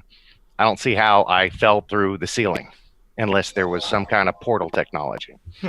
And then, of course, there was a mysterious triangle mark branded on my right temple that was not left by, my head scraping up against a soft mattress. And it was a brand. It was a chemical burn like. And, of course, I don't remember anything outside of waking up mid-transport. Guess you don't know. It's a head scratcher. Yeah. I guess he's never heard of that one. Okay. Well, I've had easy stuff. I've had missing time. I had about a half hour where that I can't account for. You know, I pulled up to a stoplight.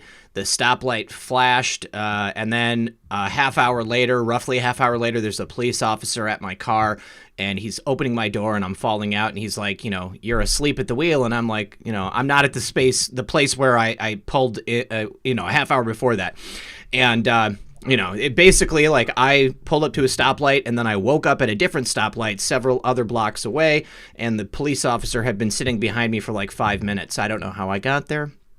Don't know what happened. Don't know what happened in the intervening 30 minutes there. But did you ever have any experience cases of people with missing time, or you know, any like, you know, location issues? Like they were supposed to be one place and they ended up being another place? That's for me. Yeah, John. Yeah, for you. Oh, absolutely. But it's usually related to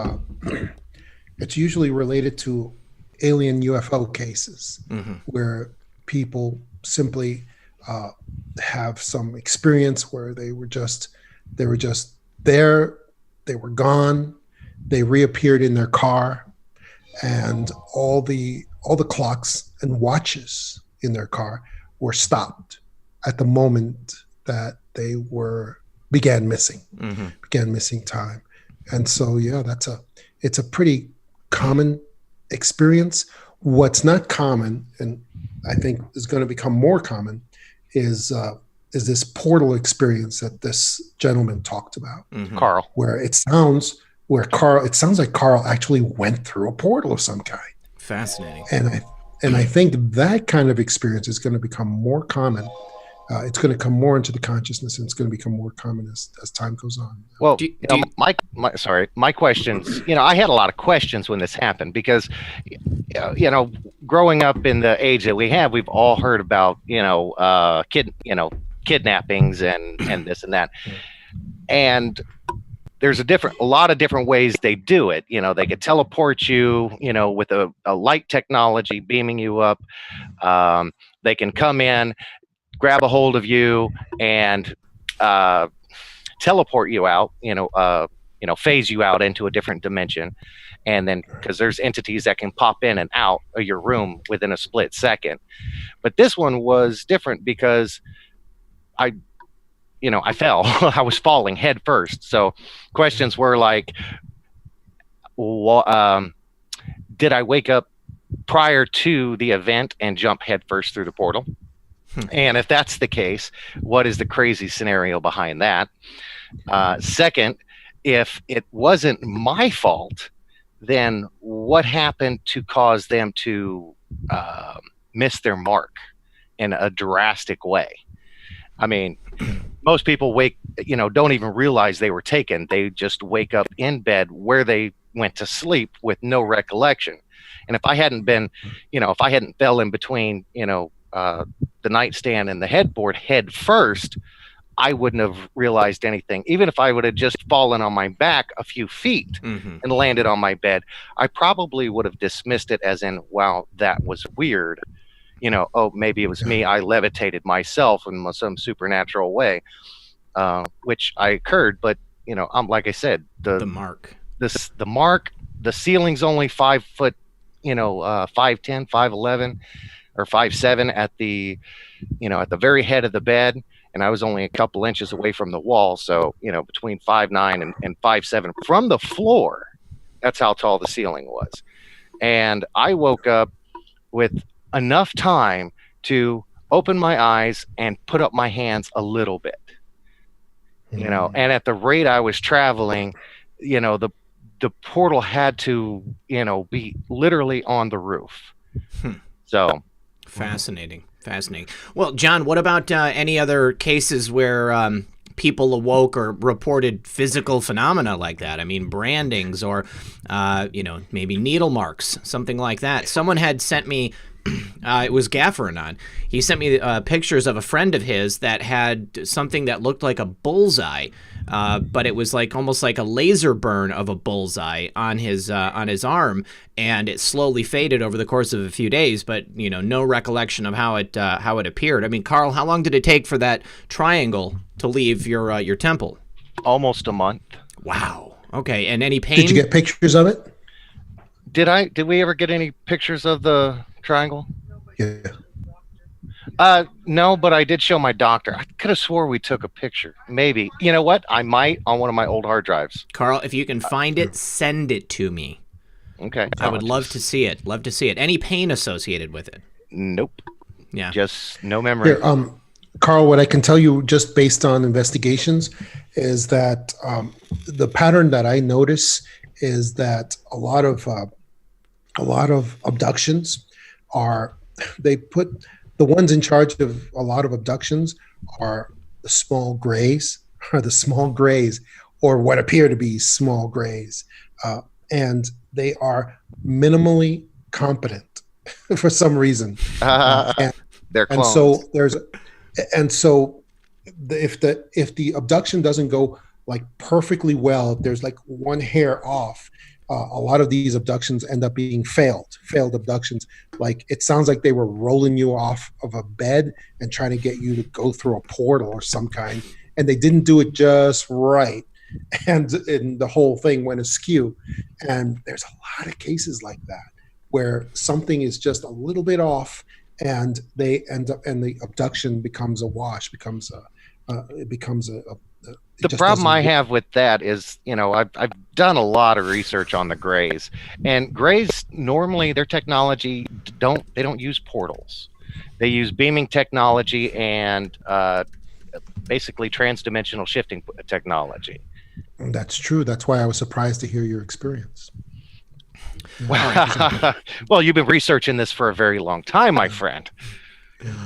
So that's pretty amazing. I'm glad I could blow your mind. Carl, thank you for your call. Always a pleasure to have you back on the show, my friend. Hoorah. Love you guys. Love you too, brother. We'll talk to you soon. Thanks, Carl. All right. I need to say thank you to Baby Yoda ×2. Thanks, buddy. I appreciate it. And Jennifer Small says the trans movement is meant to pave the way for Mike's candidacy. That certainly is plausible. So she can come out as trans and be applauded as a role model. But then they just have to, make sense of the two children that are clearly not Mike and Barry's. Colleen Luce Wilson says, impeach the liar before he runs. You're talking about Big Mike. Silly Boar says, another great show tonight. Thanks, Red Pill and John. Awesome. Glad you guys are having a good time. John, do you mind if we go a couple minutes late past 11 o'clock? I would love that. Okay, good. I would love that. And I would like to say also, people in the next couple of months, look for all the female candidates to be booted out of the race. Elizabeth Warren, she supposedly is a female, and what's the other one? The Hawaiian Tulsi. Yep. Yeah. Look for these, because they have to get rid of. They got rid of the black candidates. Mm-hmm. They made sure they got rid of them. Yep. Okay, but now for Big Mike to run, they also need to get rid of the women, so that we can, because the Cabal sees us as tribes. They don't ever see us as anything more than tribes. Yep. So they need to get. So now they're going to go to the next phase. Look for some incredible scandals to be found on Elizabeth Warren and Tulsi and any other females that are in the race, because they need to get rid of all the females, and they will in the next couple of months. That makes total sense. Yeah. And Tulsi, somebody says Tulsi's not out yet. No, Tulsi's still in the race. They're just not giving her any type of any coverage. All right. Chris Hawkins is coming up next. Chris, you are on the air with REDPILL78 and John Desouza. What's up, my friend? Got to get your microphone working, it looks like. Oh, wait, let me read the statement. Yeah, go ahead. Can you please mute the stream in the background? I've got it written down. Chris, are you there, bud? Hey, I'm here. Good. What's going on tonight? What's your question for John? All right. Well, I first wanted to say Q is the bat symbol in our skies. There you go. I like that. Right? So thank you, Jesus. Thank you, Father. Thank you, Trump and family and patriots, warrior patriots, for bringing this to our attention so we can all wake up. Yep. And be prepared to receive our brothers and sisters who are not awake yet. Absolutely. And then I had to tell you, you were wrong. it wasn't a 5 o'clock shadow. It's a 6 o'clock shadow. I'll take that one. Oh man. But that's it. Okay. That's basically all I had. Chris, So, it's good. Actually, when I was with TSA, when we were going through training, they were talking about, all these attempts and, the Oklahoma City bombing. Yep. And they said they caught Timothy McVeigh with like all these receipts and all the stuff where he went around to all the Walmarts and got the whatever he needed to make the bomb even more explosive. Mm-hmm. And that's how they busted him. Yeah. Is that true or not true, John? I don't believe that's true at all. Yeah. Are you familiar with the letter that Timothy McVeigh wrote in prison to his sister, where he intimated that he had joined a Clowns in America group when he was in training? They had asked him to maybe drop out, join this sleeper cell that they had going in America, and then he had essentially given his life for his country. But I mean, it seemed like a really misguided way to go about it. Yeah, I could see that. I could see that being true. Yeah. But I could just as likely see that Clowns in America wrote that letter for him. Okay. Yeah. Because that's where we are with this. Absolutely. Yeah. All right. Well, Chris, thanks for your call, bud. I appreciate it. Hey, so you're saying that the government lied to me? Who knew? All right. Thank you guys. You have a great night. Thank you. You too. We'll talk to you soon. We gotta find that video of Big Mike coming out of the gym when and he's adjusting his equipment. Yes, I know what you're talking about. In the loose gym. It was like sweats or something. Yes. His equipment appeared to be fully he's armed at full throttle. And it's just the most horrible thing ever that you've ever seen. Very true. And God rest Joan Rivers' souls. Hopefully nothing like that happens to us. Social Observer says, is there any concern for Trump's underlying support for the Zionist faction of the Cabal, or is it a keep your enemy close maneuver? I'll give my opinion on that. I think that President Trump always keeps his enemies close, and in the same way that there are Cabal elements in Israel, the same way that there are here in America, in every country, in every area of business and industry, and I do believe that President Trump is smart enough to make sure that he doesn't talk about that stuff up front, because if the people in the Cabal that he is keeping close to him thought that he was actually making moves to unseat them, I think that they would, send him the way of John F. Kennedy. I think that he's positioned himself so that he doesn't have to worry about that in the same way. They think there's still a possibility that he's going to, fulfill their mission and not his. What do you think about it, John? Absolutely. And, that's why Q said, Q has been asked about this many times. Yep. And Q finally said the other day, we are saving Israel for last. Mm-hmm. Yep. And exactly. the reason for that, and you got to think about that. Why? Well, sorry, people are still talking about Big Mike. It's a little distracting. And why are they doing that? It's because Israel has traditionally been one of the strongest allies and untouchable. Exactly. You can't come out again if you say anything negative about that. That element of the Cabal, then immediately you're branded as somebody who anti-Semitic. Yes, Sure. Exactly. When that couldn't be further from the truth. So I think that was an excellent power play on behalf of the Cabal, and so that is why we have to save that one for last. All right, I'm going to bring in the next caller here. We've got Galaxy Note 10. I'm sure that's not your name, but actually just the name of your phone. But Galaxy Note 10 Plus, you are on the air with John Desouza and REDPILL78. So once you get your microphone running, we'll go ahead and bring you into the conversation. Jennifer Small said, is Valerie Jarrett also a man? Know anything about that? We'll go ahead and bring you into the conversation. Go ahead and mute your stream, Galaxy Note 10. John, go ahead and answer the question. I've been hearing, and maybe this is because they're getting ready to run Big Mike for the presidency, but I've been hearing a lot more raw data, I'll say. Raw data. Hello. A a lot of these people surrounding Obama as females are actually were men. Yeah. Were actually men. And there's a bunch of them. And it's really weird. And there's no reason to reveal that except for, them getting ready to run Big Mike. Absolutely. All right, Galaxy Note 10 Plus. It looks like you got your microphone working. What was your name and what's your question or comment for John Desouza? This is Smarty from Holotech, and I'm here with my son JJ. Smarty, welcome, buddy. We were just talking about you before the show. Yeah, what's going on, guys? I'm enjoying the show. Listen, my son wanted to know if John would share that thing he told him about. Okay. Yeah, the first time I met him at the expo. Uh-huh. That crazy mission where he was taking off. Taking off. Do you know? Yeah. Oh, I think it was it was, let's put it this way, it was the first episode of the X-Files, season 1, episode 1.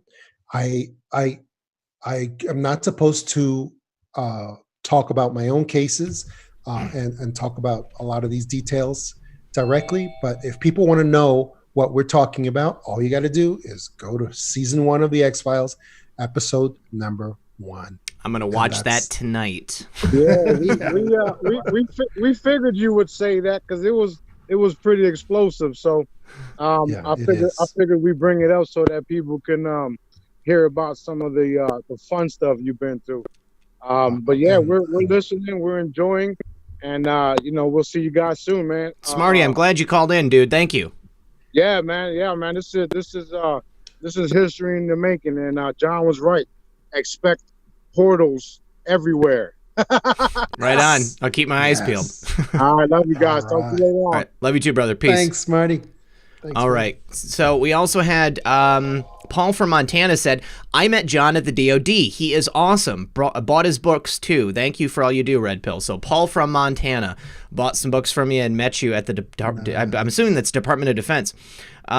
Josh Garcia said, a shout out to John. Love seeing him on Edge of Wonder. Red Pill, you should invite those guys on your show also. They have been on my show before. I'm sure that I'll have them again in the future, and I'm supposed to go onto their show very soon too. And hello, Keystone Channel. Glad to see you here. Let's go ahead and actually, I just saw Captain Space Force wants to know what you think about Cody Snodgrass. Do you know Cody Snodgrass? Are you familiar with his work? He was That's a made up name. That's not real. I think it is. Yeah.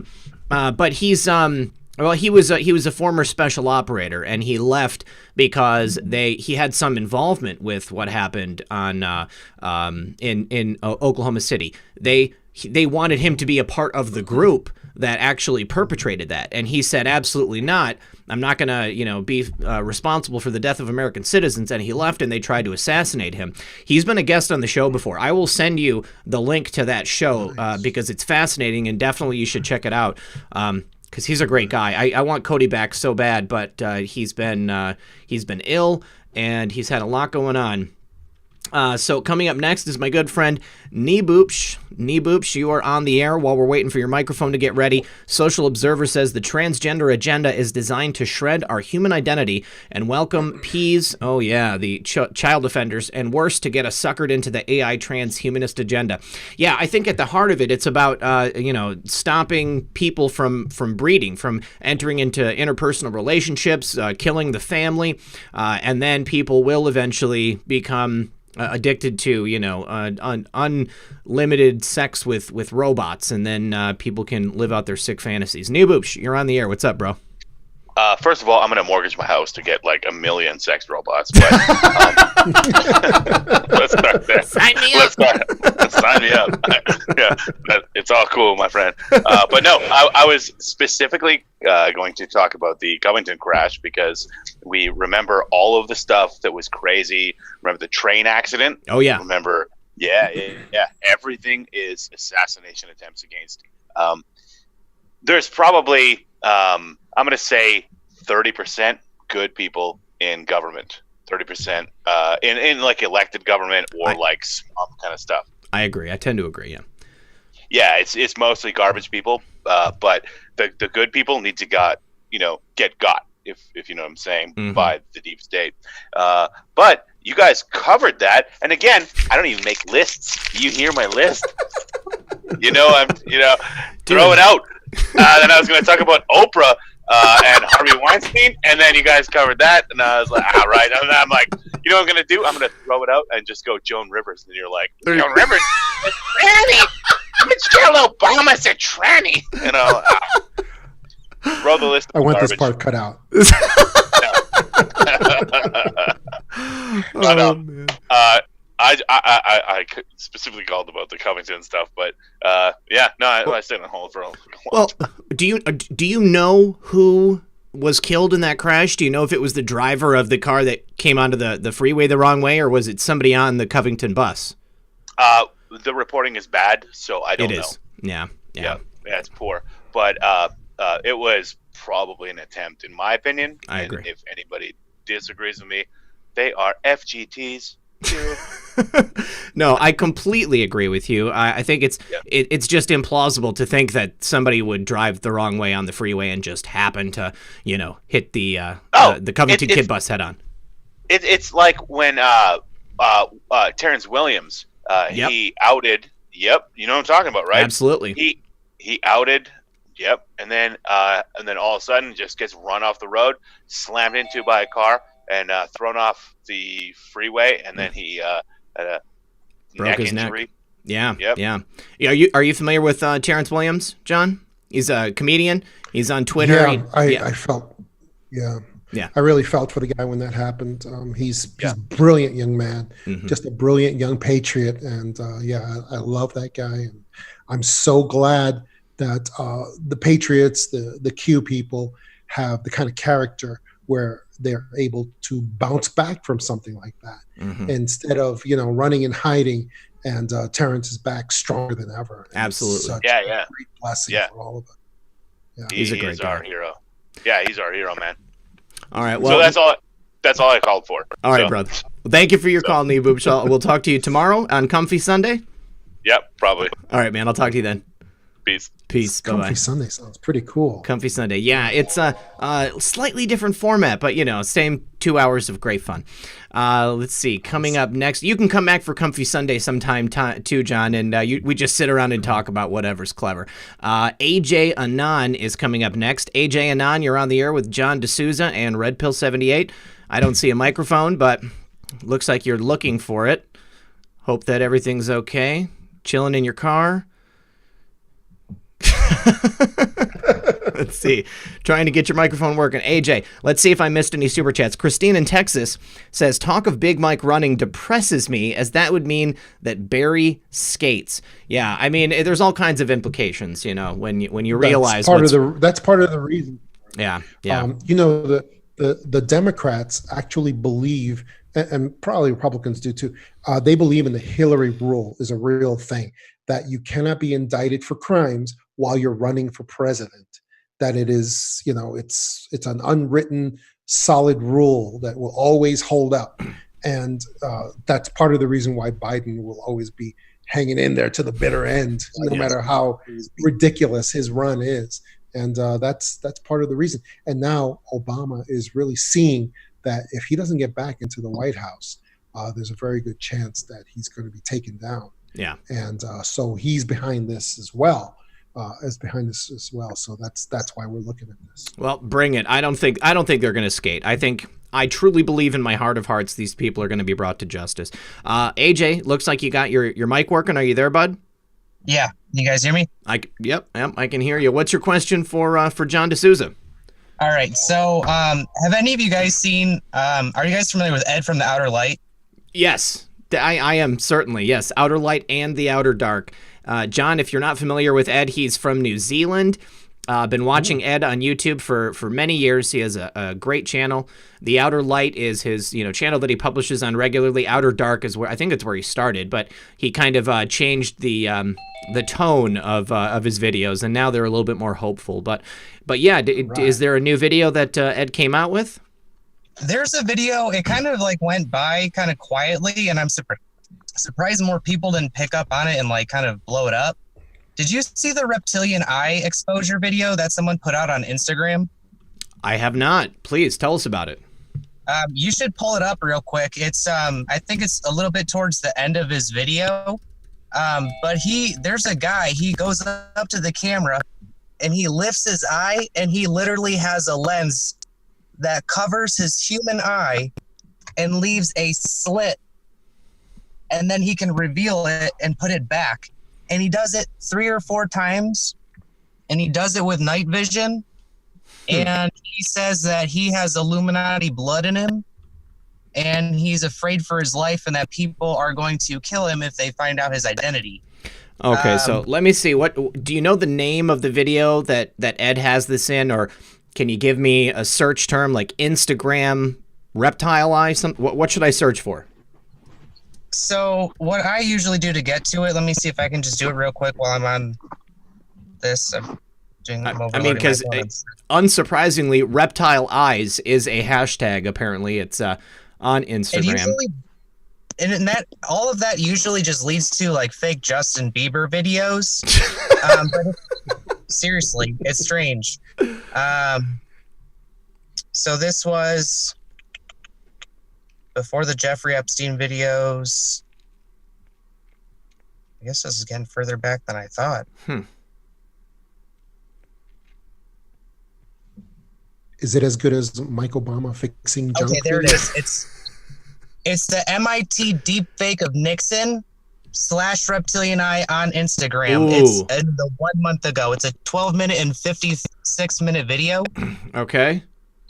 So first he goes into how MIT did a deepfake on Nixon, and it's very compelling, and it's, all the same stuff, getting ready for, the deep state basically covering for themselves up with deepfakes.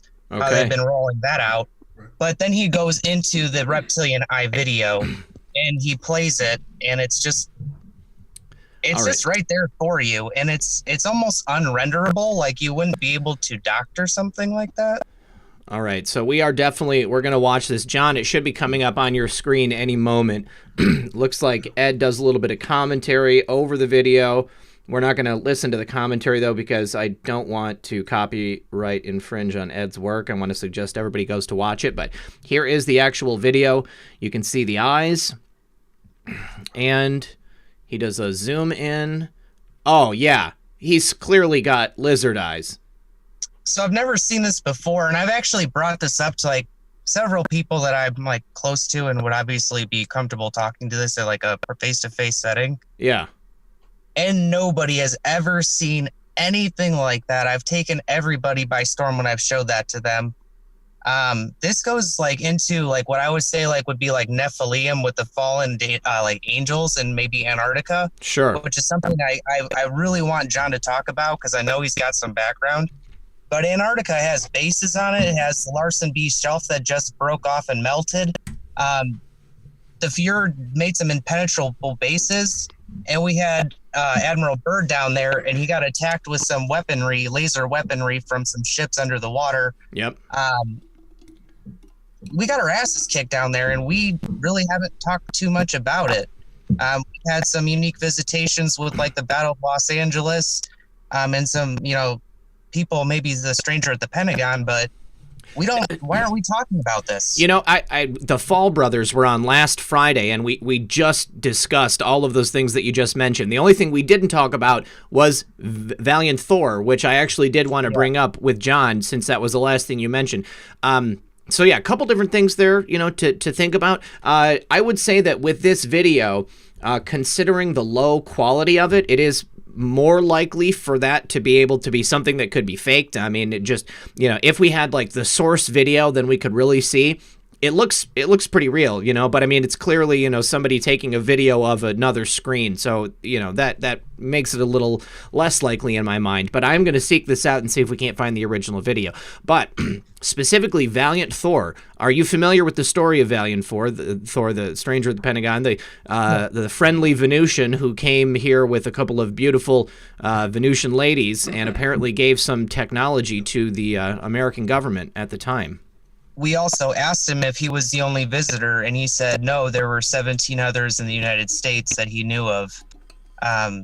So this was all documented. There was a book about it. There was my friend Robert Horton. He after the show last night, because I mentioned it last night, AJ. Now that it's great that you bring it up, but I mentioned it last night, and then Robert Horton wrote me and said that he had, that it's true, and he had the book about it, but yeah, I mean, I'd really like to do a show just about Valiant Thor and find somebody who's done, some real heavy research on it. Maybe see if we can get some primary stuff on it. But have you ever heard of Valiant Thor, John?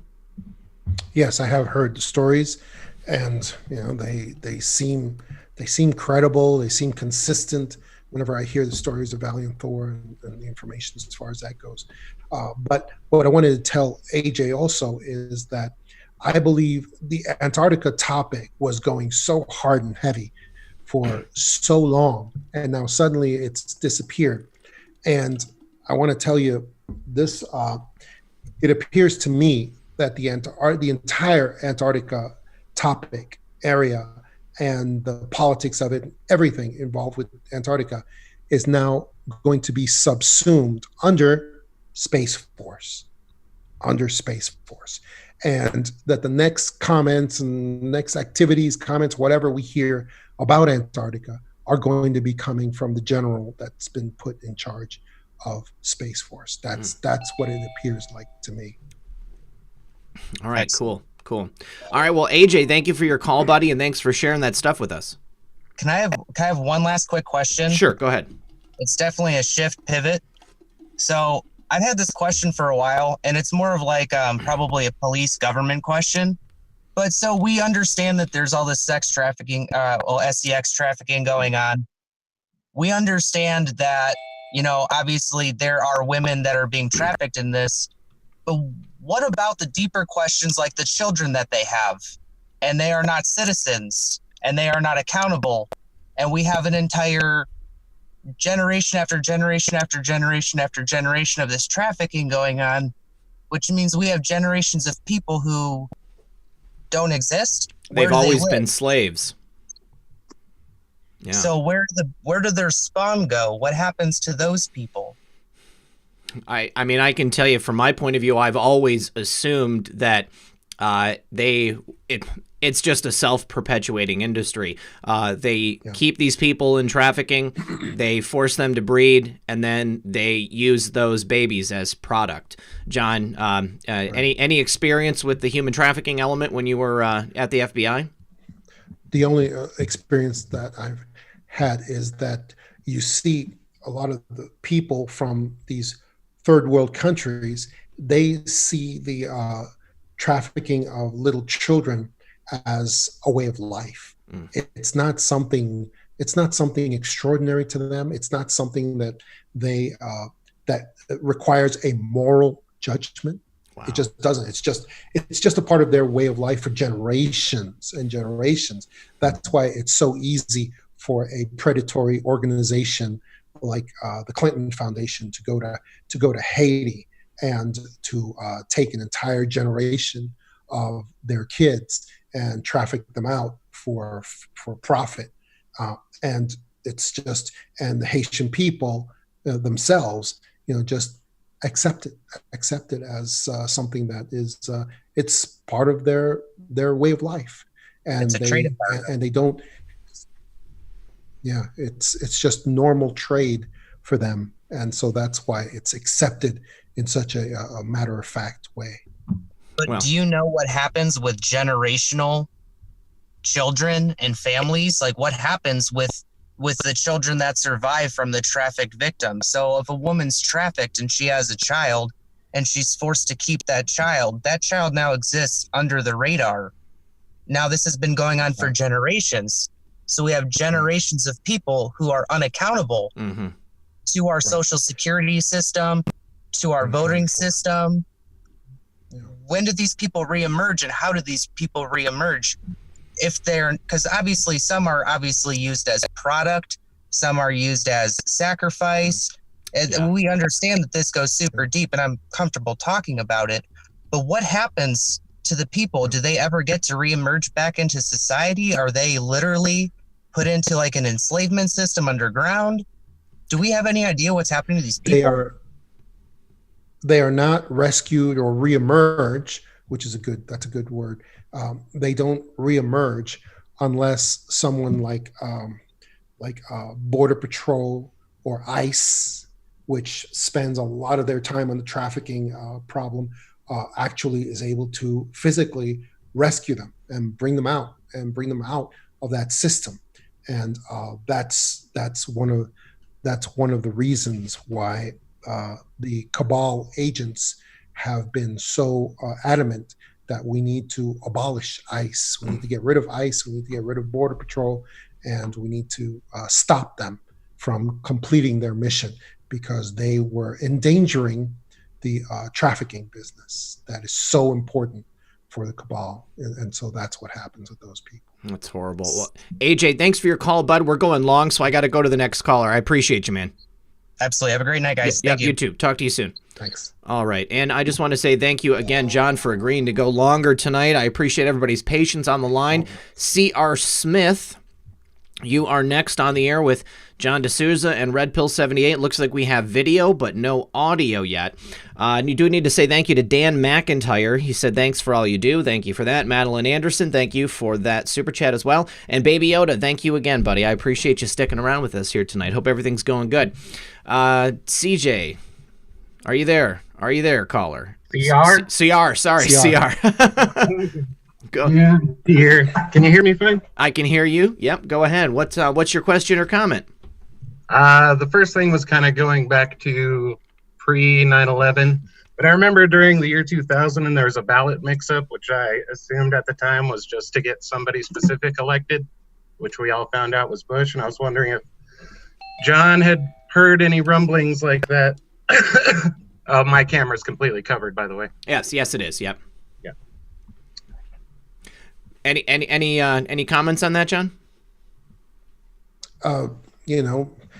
Election fraud is just a normal part of business during our elections, and hopefully there's going to be some maneuvers during the next election to bring a halt to it.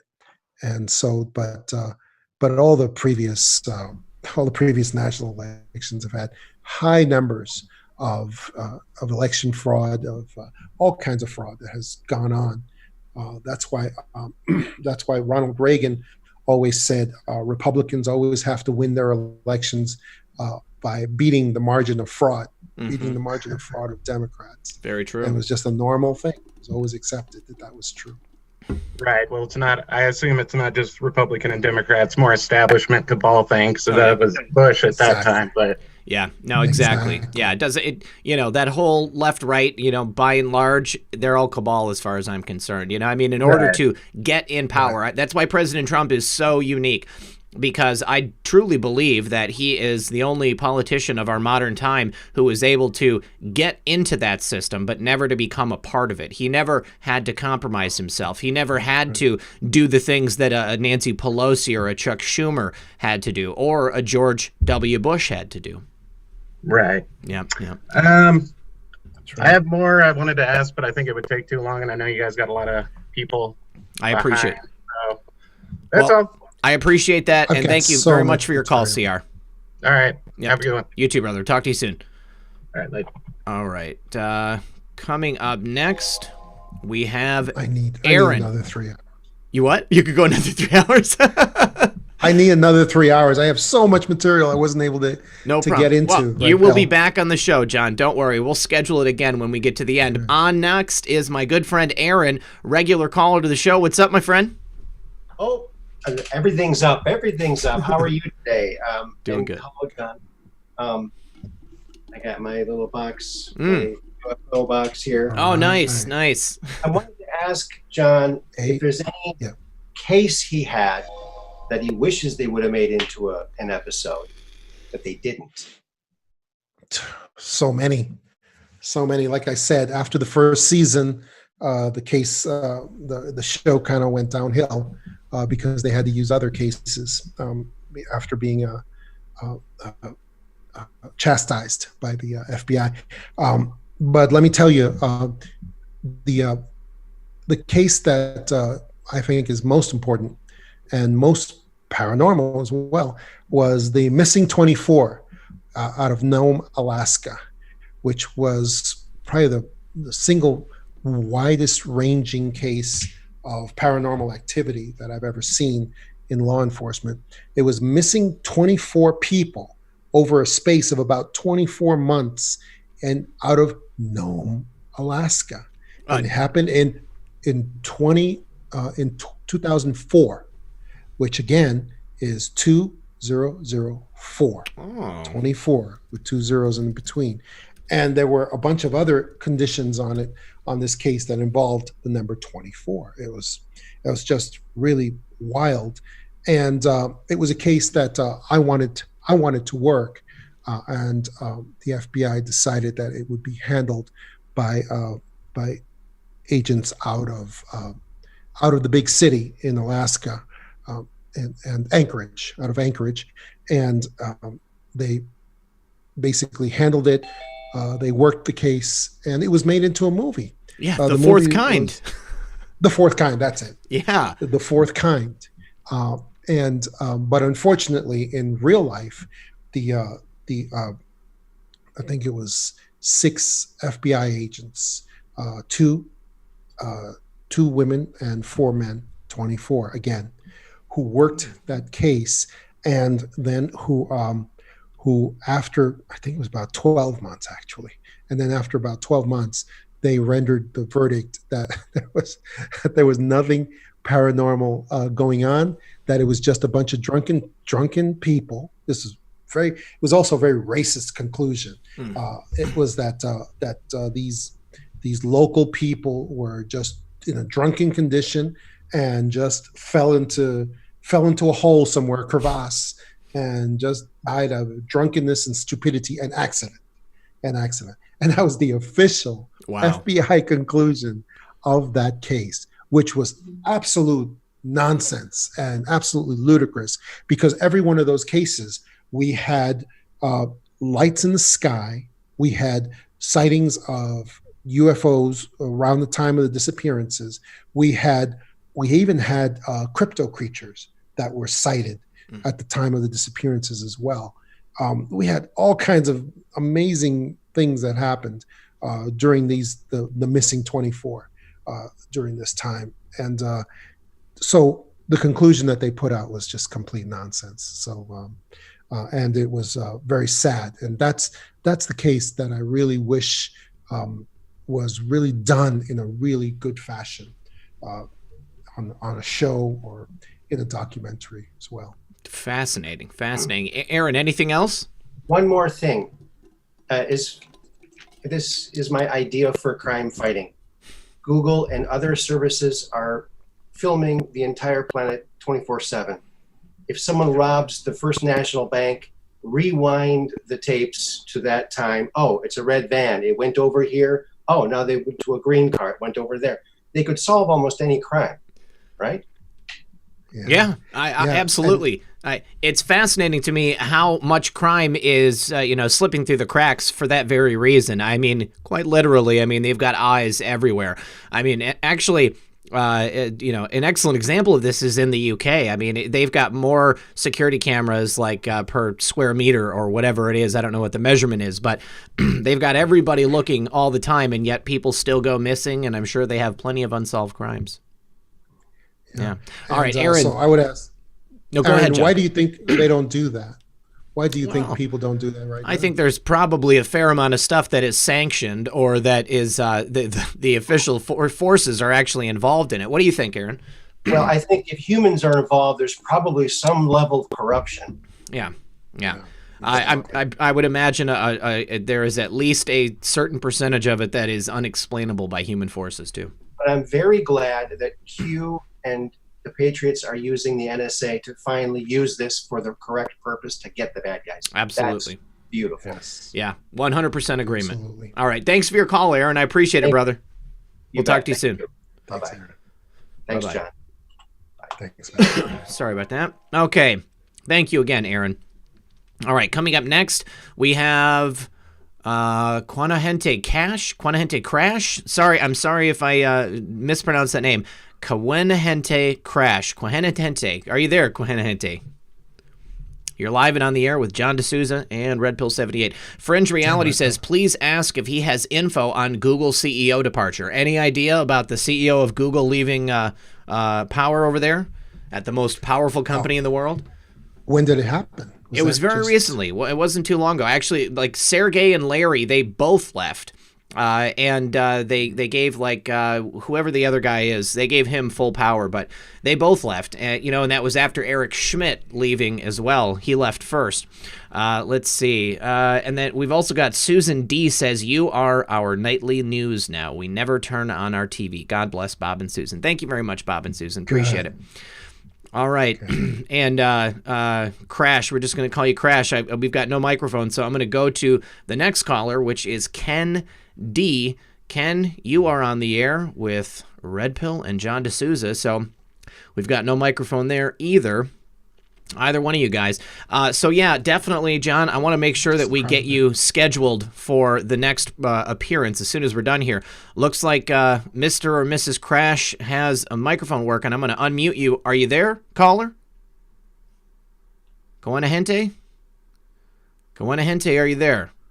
No, muted the microphone again. All right, and while Ken is trying, we're going to bring on another phone. Samsung. Just proud of it. Yeah, now it's getting. This is what you were talking about before. This is when we get all the people on the screen at once. Samsung SM-N95. Oh, okay. Who's there? Who's talking? Ken? Hey, can you hear me? Yep. I think so. It's a bunch of. Is that Ken speaking? Or is that Mr. This is Ken. I mean. Okay, Ken. Like the little chaos. Yeah, little chaos. This is just like the commercial. All right, Ken, you're on the air. What is your question or comment for John Desouza? I'm just waiting for all the copies to kind of filter through is what it's kind of like. It is, isn't it? Well, I'll just talk and you can shut me off if you need to. Yeah, y'all were talking about the earlier where the what is it when the meditation and doing the kind of like remote viewing earlier when he first came on, and I was talking to other friends where I had the same kind of thing going on and that I had called in about before, and the same thing happened again on January 8th or 9th. It was about one of the cryptocurrencies. Mm-hmm. I was just pounding, just saying, listen, this is really something is up with this. I go to bed. I wake up. It's up 28% overnight. It is up over 400% within days. And this is within hours of me telling people. And it's just consuming me. I can't keep it in. And so it's like, just got to tell people. So maybe it'll leave me alone. And it's finally, after days, it dies down. It's just like the election prediction thing. It's just like the media prediction thing. I've got the remote viewing background. That doesn't explain that. It's just like being open to it. And I don't know. So, yeah, John, Ken is a remote viewer. He's actually going to be coming on the program to talk to us about that in the very near future. So did you have any, actually, when you were talking about the meditation and all of you, the colleagues, honing in on the Unabomber, that was the first thing that came to mind was, this is almost like some type of remote viewing. But do you know if the agents were aware of that at the time? Did they think about it in those terms? Not in those terms, because we just didn't have the language or the lexicon to be able to describe what we were doing and what was happening. All we knew were images. All we could do was just describe images like little kids and tell what we were seeing, how we were seeing it, what the conditions were, and then as investigators, just record all those circumstances and try to describe them to each other. And that's as close as we came to knowing what remote viewing was. Very cool. Well, Ken, make sure you let me know next time Bitcoin's going to go up. Will do. I just, it was all so sudden, and it just comes out of the blue. Yeah, well, very cool. Very cool. Anyway, I look forward to you taking the call. Yeah, not a problem. I look forward to you coming onto the show and telling us some of your other predictions you've gone through. All right, it sounds good. Thanks, Red Yep. Bill. No problem, man. We'll talk to you soon. All right. Okay, bye-bye. We lost our other caller, Crash, so we're going with Samsung SM95OU. I know that's not your name, but actually it looks like Samsung has video, but not a microphone working. So in that case, we're going to go with John Doe. John Doe, you are on the air with John Desouza and REDPILL78. Looks like your microphone is muted, so I'm going to unmute it if I can. John Doe, can you... There you go, John. You're on the air. Hello. Yeah, I called previously before. Did you catch the Q post with the state funeral thing last posted? Yes. We talked about it a little bit last night. That was pretty interesting because with that state funeral entry, there was Jimmy Carter's official state funeral request information, and then we also had the death of Mr. Peanut, which, you know, of course, we know that peanuts are associated with Georgia, and Jimmy Carter was previously a peanut farmer. So, yeah, what were your thoughts on that? Did you catch any of like how it was almost like a troll, it seemed on Wikipedia, to where they were putting like Where We Go One and all that, plus they had like Seth Rich. Yep. Okay, I didn't know if you caught all that. Oh, no. I didn't catch last night's show. I've been working 12-hour shifts. Oh, it's no problem, man. I'm glad you're here. Yeah, we did talk about that last night. You know, I definitely thought the same thing. You know, the thing about Wikipedia is, you know, you've got anybody can edit it, and they have lies. Yeah, and they have people who are sitting there monitoring specific posts to make sure that the information in it doesn't change. But if you go in there, somebody changes it, and then the editor will go back in and change it back. So people were refreshing it, and they were seeing different things like Where We Go One, We Go All. Somebody else said Q is not real. So yeah, there was definitely a bit of manipulation going on at the same time. Yeah, I wasn't sure if anyone else caught all that, because I know some people didn't catch like all the little nuance of everything. Yeah. I was wondering, is John related to Dinesh? Dinesh Desouza? Dinesh Desouza. Yeah. No, I am not. He is a good friend of mine. If you go over on my Twitter, you will see that I am friends with him.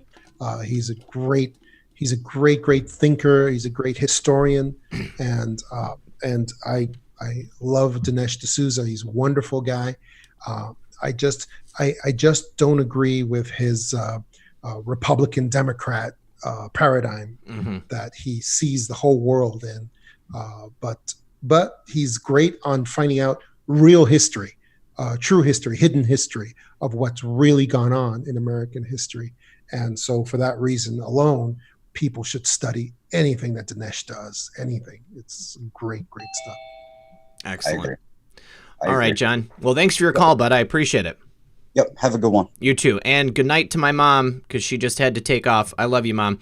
All Good right. night, Mom. Samsung, we've got video, but I don't have audio. You got to get your microphone working. You. Are you seeing us, Samsung? Are you seeing us? Samsung's freaking me out. I know. He's freaking me out, dude. Are you there, bud? Are you there? We need to get your microphone on so we can have you join the conversation. Yeah, it's you. Yeah, you. I don't know. Maybe it's not working. All right, listen. I'm gonna go to the next caller, okay? Because we don't have any microphone. All right. Thanks for your call. Thanks for your call. I think he's just using the mirror. I couldn't tell. That's what I'm saying. I couldn't tell if he could see us. He's using the mirror app. That's what it looked like. That's what he's doing. Okay. All right. Coming up next is Karen. Oh, and it looks like the crash is back. Karen, you're on the air, but we've got video, but no audio. So, Karen, I guess I'm going to go on to Crash because I saw that call dropped earlier. Crash, you're back on the air too. If we can get audio for both of you or either of you, then you guys can join the conversation. It looks like maybe Karen left, went to go get a glass of water or something. I just want to hear you say the whole Crash name. That's awesome. Coenahente. I think that's it. Wow. Where are you from? How can you pronounce that? That's amazing. Are you like from Hawaii originally? No. I just I guess I'm a fan of linguistics. So wow. Yeah. You are. Coenahente, are you there? Yeah, can you hear me? I can hear you. Yes. You're on the air with John Desouza. What's your question or comment? Oh, good show tonight, guys. Thank you. I was just wondering about what do you think about the media? Because that's like our only checks and balances. Well, they're supposed to be our checks and balances for holding our government accountable. Yeah, I think that's a total joke. I mean, they have been completely co-opted. Obviously, that's why we're here doing this right now. This is what it's supposed to be. The media is supposed to be there to check the power structures of the world. They are supposed to report on what's going on. Obviously, with something like Operation Mockingbird, I'm sure that even before that was started in earnest, that the movement was already there. I think that that in conjunction with the kind of coalescing of media into just a few select companies that all own all of the media. John, what's your opinion on that?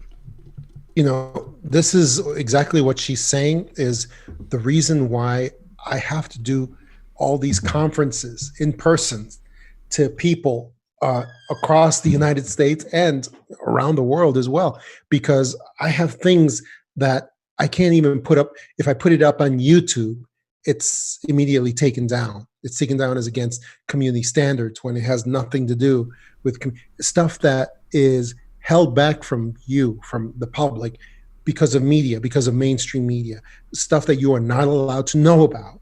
And I come, and this might be a good place to actually talk about my conferences. And so in person, face to face is the only place that you can actually see some of this information. And it's and I love giving these conferences. I love showing people on video what is really going on in their own cities, that you're not allowed to know about, because people gasp, and people are amazed. They're like, how is this not on the news? I am going to be at Contact in the Desert, May 29th to June 1st. I am going to be also in, I'm going to be in August. I'm going to be at 2020 Visions of Tomorrow in Montreal, Quebec, August 14th to the 23rd. And I'm going to experience 2020 in Brazil, Florianopolis, Brazil, September 19th to the 21st. I'll be there with Corey Good, as a matter of fact. Very cool. And then I'm going to be in October. I'm going to be at Disclosure Con in Pine Top, Arizona, October 3rd to the 4th. And like I was saying, I have to do these conferences because people are not allowed to know this information, and the control is so tight. You think that you know how controlled you are with your information, and you don't. You really, really don't. And until you see some of this information in person, it's the only time that you can actually say, wow, that was being kept from us. Absolutely. A lot of power in that. Now, Kawenahente, did I say your name correctly? Oh, it's a Mohawk name. I go by Mohawk Girl on the chat. Mohawk Girl. Sweet. Okay, cool. Yeah. Did you have another comment for John? Just, Eisenhower put into place anti-propaganda laws in the 1940s, I think, and then Obama took them out like 3 days before the Sandy Hook. Did you know that? Yeah, wow. I believe that was the repeal of the Smith-Mundt Act. That was the law that stated that the government was not legally allowed to use propaganda against its own citizens, and then that was repealed, and then we had in earnest a lot of very suspicious activity take place, and so definitely I think that that they used that opportunity to hoist a lot of propaganda upon us. Yeah. You think that go ahead. It could be reinstated or something? Because that's one of the things that really bugs me the most is when you talk to somebody, they're not awake. The only word I can think of is brainwashed. But well, and it's unfortunate, but even among our own communities, for some people, there's only a certain level that they are comfortable waking up to. It's a constant battle. I mean, I will say that no matter how awake you think you are, I think there's always another level that you can go to. It can be scary for people, though. Oh yeah, no, why I want to learn as much as possible. And I've been listening to you guys for a long time, but I never knew how to call before, so sorry about that. Oh, no, it's But okay. thanks. I'm glad you figured it out, Mohawk girl. Thanks for your call. Awesome. Talk to you later, bud. All right, see you. Bye-bye. Thank you. Bye. All right, coming up next is Karen and her cats. Karen, I'm going to unmute you. There we go. How are you, Karen? Hi guys, how are you? Excellent. How are you? Great. Good. I wanted you to see Shelby. She's a Siberian mix. Very, very cute. Very cute. Thank you. I have a question for John. Hopefully he knows something about, I've been wondering whatever happened to Vincent Fusca. Vincent Fusca. Yeah, the guy from the rallies. And his beautiful That's- lady that he was hanging around with. That's right. Yeah. That whole JFK Jr. popped off for a while. Now, I just want to go on record and say I don't think that he is JFK Jr., but that woman is the spitting image of Caroline Kennedy. No kidding. Yeah. What do you think about that, John? Truthfully, I think they may be clones, both of them. I think they may be clones because we've been seeing so much clone technology with the Cabal and their minions, and we've been seeing all of Hillary's clones. And so it seems like during this transition, when Trump took over the government, he took over Project Looking Glass technology. He took over the seat of power, NSA. He took over so many things. It's very possible that they also they created these clones of JFK Jr. and Caroline Kennedy, and that they may be just to intimidate and frighten the Cabal. Because they seem like they were awfully tight with Trump and his family, in all of the absolutely, yeah, like really tight. And John, I thought the same thing. If this was a move on behalf of Trump and the alliance, can you imagine something scarier than seeing the like 2 decades later, the people that you thought you had assassinated? Exactly. And Bill and Hillary, they worked real hard to make sure that they never, that they weren't found in time, that the rescue didn't start, and so that would be very scary to them, and what a mind screw. Exactly. Beautiful. I never 100% believed about the JFK Jr. It's wishful thinking. He was Sure. such a beautiful man, and his wife. I mean, they were perfect. Mm-hmm. I would like to believe it, but I really never actually 100% believed it. But then all of a sudden, he just went poof. Yep. Like both of them did. You don't Yeah. see him at any more of the rallies. Yeah. Because I think you can do that with clones. That you can't do that with real human beings. That's the thing. Wow. Put them back on ice. That's a shame. Yeah, That's a shame. He deactivate seems him. pretty cool too. Oh well. Yeah. All right. Well, Karen, thank you for your call. I appreciate you making it. Thank you too, and I was glad to see you with Marv the other day. He's another one I really like, along with Space Shot. Oh yeah. All Good of them. But it's really good to see that you guys hooked up on the thing, and you should do it more often. Thank you. Yeah, definitely. And God bless you, Methods. If you're listening, God bless you, and I Methods. hope. We love you so much. You have no idea. Awesome. I don't know if he's here or not, but I'll make sure that he knows that you said Thank that. you so much. You're very welcome. Have a wonderful night. You too. Take care, guys. Yep. See ya. Bye-bye. All right, John, I think we're going to end it there, bud, because the dogs are at my feet, nipping at my heels. They need to go for a walk. But I'm serious. I want you to come back on the show here very soon, and we will schedule that. So, again, thank you so much for being here. And I want to remind everybody about the website, and John, I'm sure at the website people can get the information on where your speaking engagements are going to be as well. Yes, johntamabooks.com. That's my website, johntamabooks.com. And you can get all my information, and you can buy my books directly from me. It's a great place to be. And you can also see a lot of the videos with some forbidden information in them as well. Excellent. That I've worked on over the years. It's good stuff. And your Red Pill, your audience is brilliant. I mean, they're the most brilliant people I've seen. I have the best audience. So much. You really do. It's amazing. I mean, they are like head and shoulders above anything else I've seen. So thank you so much. And I just, I wish I could have gotten to a lot of this other material that I had to go over you guys with, because I have a feeling that you guys would empathize to it, that you guys would understand it, where, it's not that, normies would not understand. Yeah, definitely. All right. Well, this is job security. We're going to make sure we have you back and we can talk through. We'll plan a whole series of shows. Excellent. All right. Excellent. All right. So That's John, what I'm talking about. Beautiful. All right. So everybody, love you all. Love to all my mods. Love to all of my viewers. Love to everybody who donated tonight. Everybody who shared the show. Make sure you guys give it a like on the way out if you haven't yet. Join me tomorrow for Comfy Sunday, for the return of Methods. My brother White Hat's going to be there as well, and Steve Outram is going to be our guest. And as always, this has been REDPILL78. I am the Corruption Detector, and this was your Red Pill News for Saturday Night Live Stream. Good luck, everyone, and God bless.